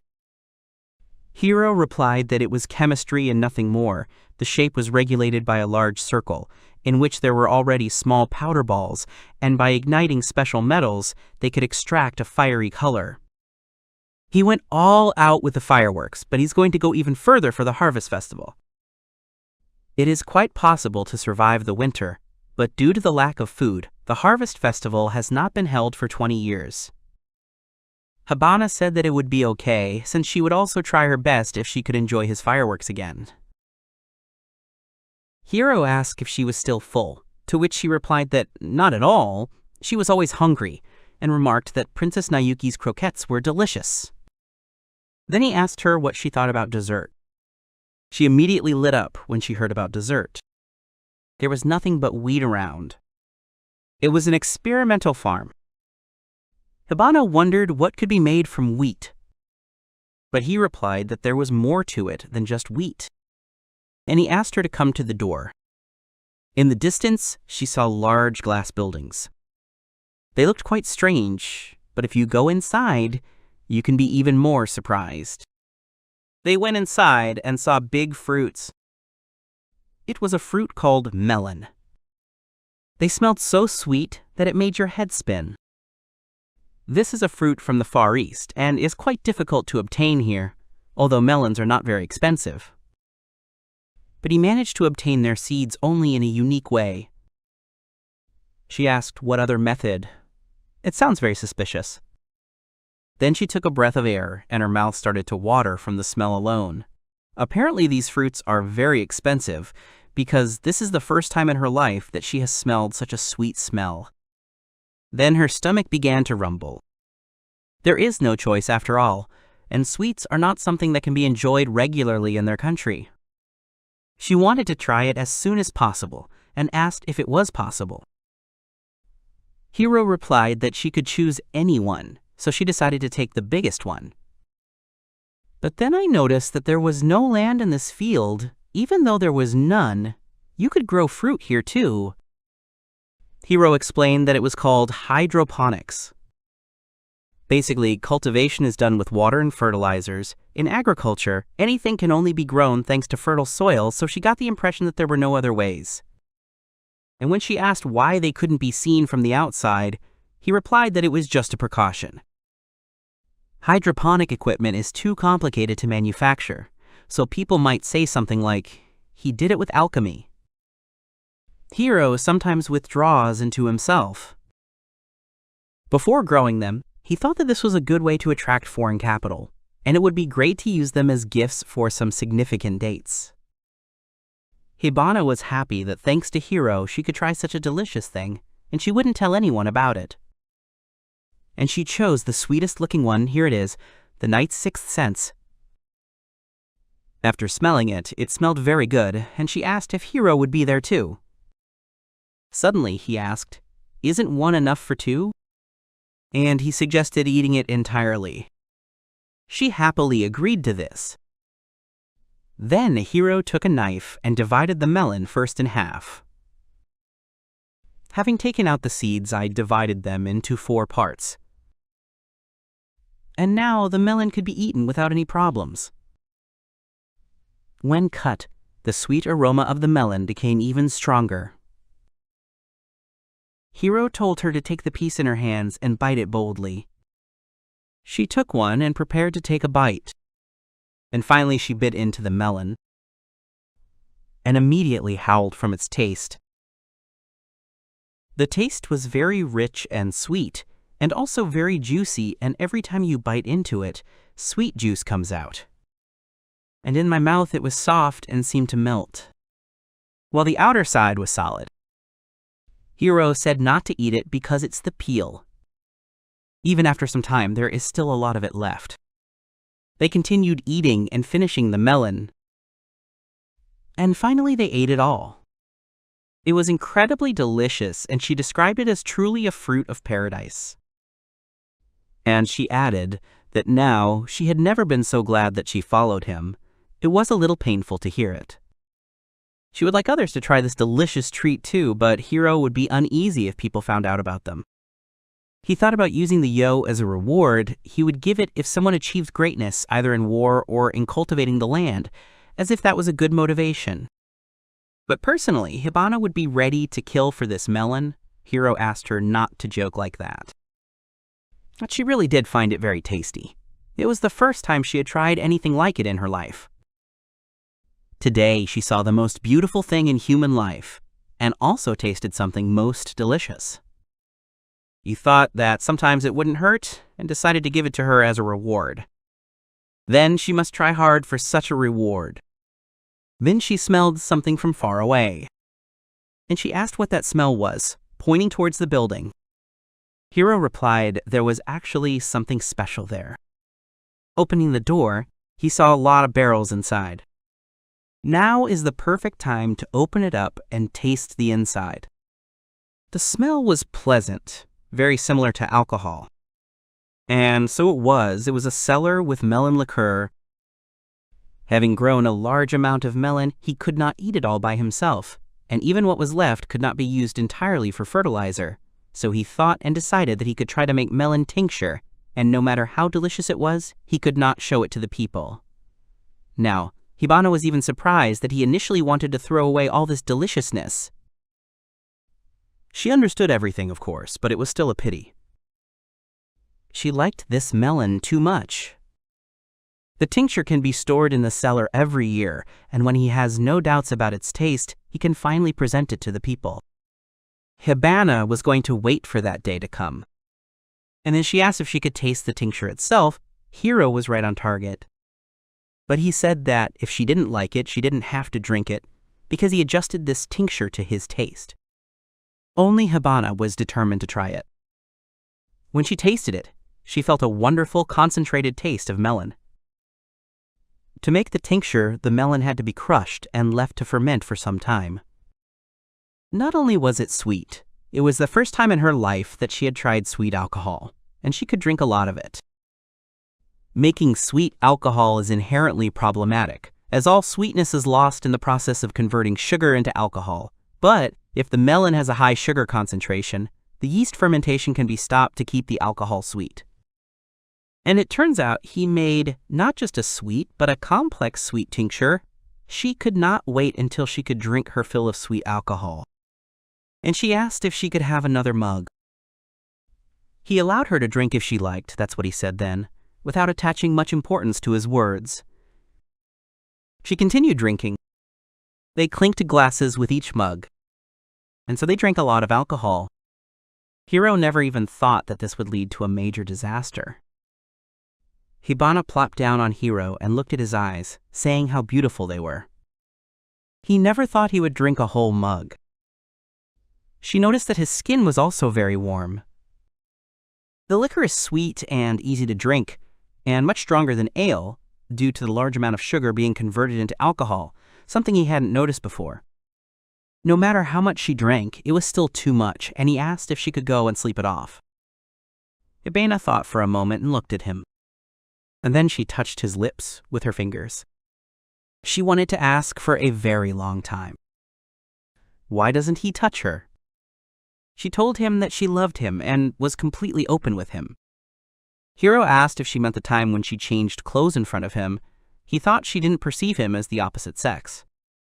But in reality this was not so. She was naturally ashamed too. Then he asked her to say it directly. She still couldn't bring herself to invite him. And she asked Hiro if he liked her at all. He said that he really likes her because she is his dear friend. She asked if she was just a friend to him, and he didn't feel anything else. After sitting for a while, he admitted that there was a bit of that. She is beautiful and charming, and sometimes he has to restrain himself with all his might. He would not usually say such a thing, but now he is drunk. Then Hibana leaned towards him and asked if he was okay with it. She wants him to take possession of her, completely. Hiro swallowed hard and said that he wanted that too. But it was impossible, she knows it too. He vowed that he would change this country and find the strength to bring back his first love. Hibana asked if he really loved Princess Miri more than her. And to be honest, Hiro didn't know that. That's how much he liked her. Hibana was very embarrassed by his words. And she asked, why not? She had already said that she did not want to become a queen, and could simply be a convenient figure for him. He remembered it, but it was just his problem, and he thought that his feelings for her had become even stronger than his feelings for his sister.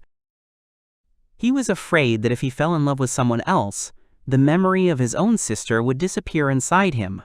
Hiro realized that he had been talking a lot lately, and he knew that he shouldn't talk like that. What did he do to help her in any way? He had already completely stopped trying. Hibana looked at him and listened attentively. When the ground slips out from under his feet, he stops believing in himself, and apparently he has already betrayed the faith of those people who entrusted it to him. Perhaps they should run away somewhere together and finally sort out their own feelings. He called himself a complete weakling, and it was damn disgusting for him. Perhaps Hibana had already become disillusioned with him when he looked at her. But suddenly, he saw her climbing towards him with outstretched arms. She hugged him and said that everything was exactly the opposite. He let her see his weaknesses that he hadn't spoken about before. That wasn't fair. Hiro apologized to her, but now he was calm since she didn't hate him. And then he called himself a complete egoist. Thanks to her, he realized what he had to do. He committed to rebuilding this country and bringing back Princess Amelie. Hibana asked him after all this to give her her chance. He didn't mind and agreed. And as long as she was with him, he felt that any obstacle would be within his reach. Then asked to forget about everything that happened today. She couldn't do anything about it because she was very drunk. And everything he heard before was just drunken delirium. And as proof of this, she began to switch off. And then she fell into his lap, falling asleep. But Hiro will never be able to forget this. Because how can you forget what your girlfriend told you? She started walking towards the castle through the tunnel, with Hibana on her back. Hiro will never forget this day, but he can only pretend that he has forgotten. And he promised her that when he returns his sister. Then he will seriously think about their relationship. 2 months have passed since Hibana's victory. With winter approaching, things are moving very quickly. Measures to enrich the country and build up the army are gaining momentum. Hiro came to visit the man and ask how he was feeling. That man was his father, who was lying in bed with an IV drip. He sat down on the chair and continued to talk about how he was going to make another version of the new drug. And while the father sleeps, the whole country changes. And not so long ago, they dug a tunnel that leads to the sea. All the brothers and Hibana stood in the tunnel, looking at the lighting from inside. When they see this magnificence, their breath is taken away. In the Devil's Forest, you can even use a magic lamp. They worked very hard on this. And they did something really unusual. They came to Hiro after finishing all the work and asked if there really was a sea behind this cave, even though it was a tunnel and not a cave. Hiro replied that everything was true, the sea would be at the end, and unlike the lake, there were a lot more fish there. When the expedition group returned from the sea, there was a big commotion. They brought a lot of fish and shellfish. But they needed even more, so he took a cart. Agatha asked where the horses for the cart were. Hiro then pointed to Takuma and Hibana, saying that they had someone faster and stronger than horses. They immediately began to run forward at high speed. Hibana found this to be very good training. Takumu agreed with her and ran as fast as he could. Agatha is sometimes amazed by it. Hiro isn't even sure they can stop them. But still, they are magnificent. They dragged this cart from the castle longer. The cart does not shake at all, and the wheels do not make any sound. There is no loss of power. The road in the tunnel is perfect, especially if you put on tires. Hiro explained that these are covers for the wheels to improve driving efficiency. He estimated that the combination of the cart, the strength of the two, and the road allowed them to travel at about 50 kilometers per hour. Agatha then agreed that such carriages would indeed be useful. Hiro designed another one for Takumu, and thinks he'll definitely come up with something for him. Agatha will be very grateful for this. Hibana and Takumu competed during the run and even decided to have a duel. She made a commitment to win, so as not to lose face. And he gave his respect for steadfastness. And they did a very good job. Hiro thinks that Takumu will still be stronger. They have already announced their imminent arrival. And finally they came out of the tunnel. The sea stretched out before them. People were delighted at the mere sight of him. Hiro suggested that they go fishing. They were going to catch a whole bunch of fish, some for themselves, some for their wives.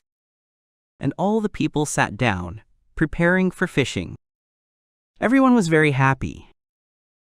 With the tunnel, they had managed to connect the main part of the country to the sea, and it was time to take the next step. The sea is not the final destination, but only the beginning. There were still a great many great goals ahead. And he remembered that he needed to tell about wheat.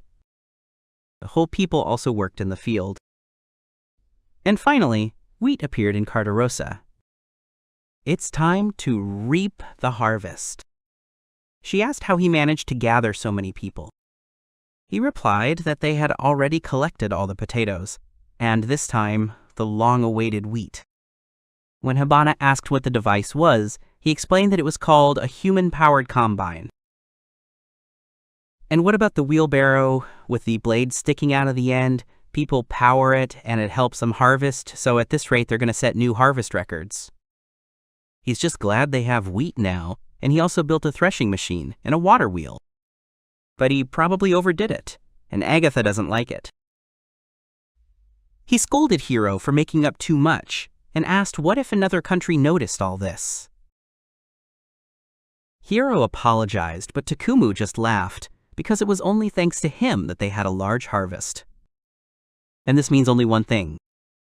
This year they will have enough food for everyone, thanks to innovative work with fertilizers, potato yields have increased.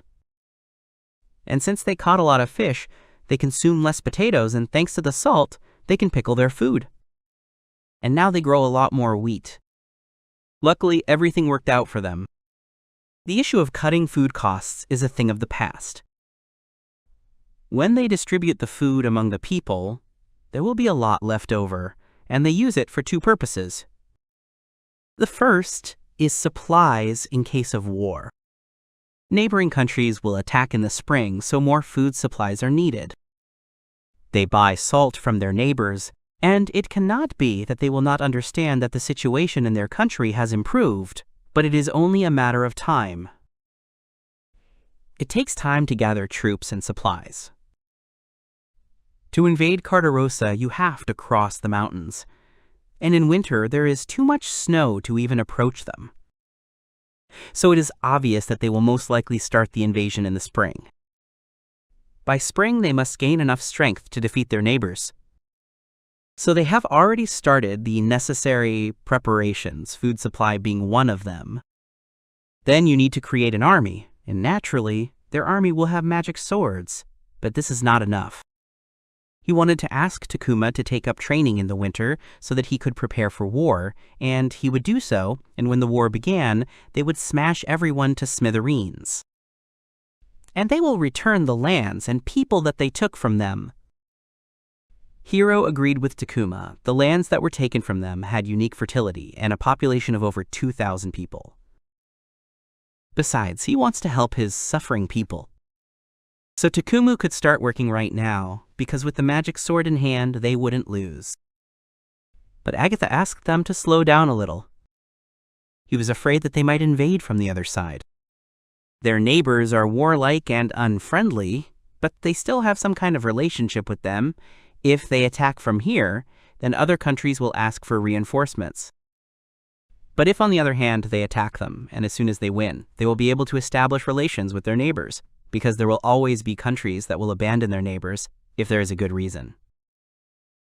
Hiro thinks that there are many reasons for such betrayal, so they will not touch them. Takuma understood everything after listening to Agatha. And Agatha suggests that they have a chance to win this war, and asked if Hiro could create a weapon capable of defeating their neighbors. He replied that if they had time until spring, they would have time. But only if they can get the iron. He has the plans, but a lot of metal will be needed. They cannot simply collect iron sand or buy iron from other countries. When Takuma asked if he really would make it in time, he said not to worry. After all, when he was at sea, an interesting idea came to his mind. Agatha had high hopes for him, and they decided to discuss another use for food. His brother allowed him to organize a harvest festival. The harvest festival would provide not only a bountiful harvest, but also a chance to rest for their beloved people, and he suggested this, but was unsure whether it was worth using their reserves to hold a festival that had been canceled 12 years ago. But now they can do it. They work hard to make the country prosperous, and one day they will bring their sister back. And his father will certainly be surprised when he wakes up. Afterwards, Hiro decided to leave. After all, today he will be busy with royal affairs. The harvest festival was in full swing. People ate, sang, danced, played. A carriage rolled out of the castle. Inside them sat Hiro and Hibana, and they saw how people were having a good time. And today's speech will make this holiday even more exciting. Hiro began to climb the stand. The soldiers were the first to notice him. The people began to shout and thank the prince for saving the country. Suddenly, someone called him the Prince of Salt. After all, this was the best thing the prince gave them. Hiro didn't even understand why they called him the Prince of Salt. They love him because he gave them back their salt. Takuma said to be proud of it, because he brought smiles to the faces of the people. The love of the people is the best medicine for the country. Nayuki also congratulated the Prince of Salt on this. Hiro didn't understand at all what kind of Prince of Salt he was. Suddenly the crowd started calling him the Prince of Wheat. Another new nickname. Takumu laughed at such a worthy nickname. Agatha wondered which nickname was better, since both salt and wheat were sufficient feats for Hiro. Nayuki then suggested calling him the Prince of Salt and Wheat. The two of them agreed in unison. Hiro asked them not to play with names. After all, they are responsible for the salt, and Agatha for the wheat. And he asked why all the glory went to him. But then he just smiled. He believed in their brother's desire to save the country, and he made the right decision when he told them everything. Takumu then asked him to continue. He nodded, then turned to the crowd and cleared his throat. Addressing the people, he introduced himself as the third prince, Hiro Cardosa. People naturally knew him, and even noticed how he grew up. Hiro took a deep breath, and he declared that from that day on he was the king of Cardosa. His family and friends silently supported him. He dreams of the same things they dream of and strives for them, so he wants to share his thoughts with the people. And first of all, I decided to ask whether the country has become better or not. The people shouted in unison that of course the country had become better. They had salt, fish, bread. Then Hiro asked if this could always be the case. The people again answered in unison, yes. But Hiro said it probably wouldn't be easy. People made thoughtful and even frightened faces. Their country has a long way to go. They have salt and food for the whole winter. But that's where it all ends, and he's not happy with it. He wants more good food, more entertainment, more comforts. And he is not satisfied with simply not going hungry. And he asked if they drank the ale that Nayuki had prepared. It tasted good, and they became happier.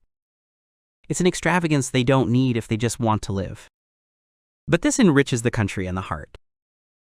To preserve this wealth, that is what it means to be happy. He wants to enrich this country, and he wants them to do the same.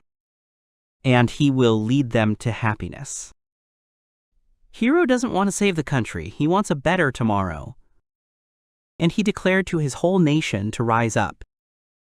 He couldn't do it alone. His friends followed him. But this is still not enough to carry out this sword. He needs the power of the people.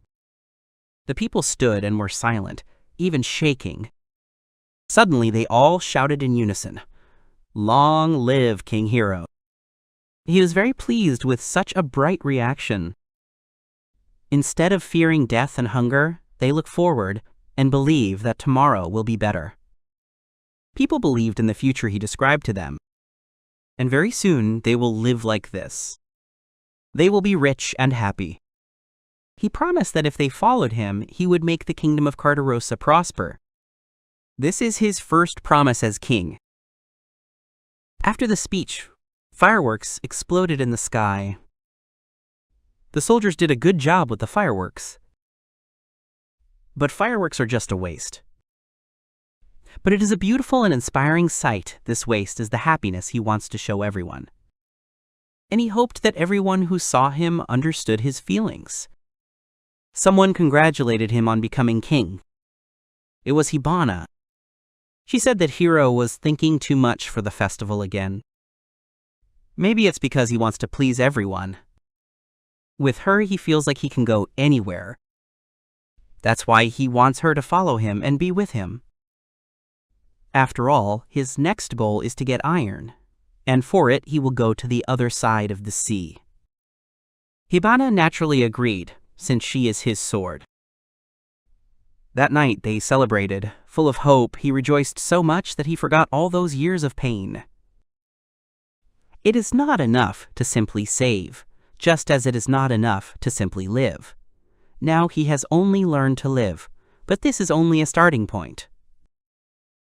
His goal is beyond the horizon. If he is content with the present, he will not be able to move forward.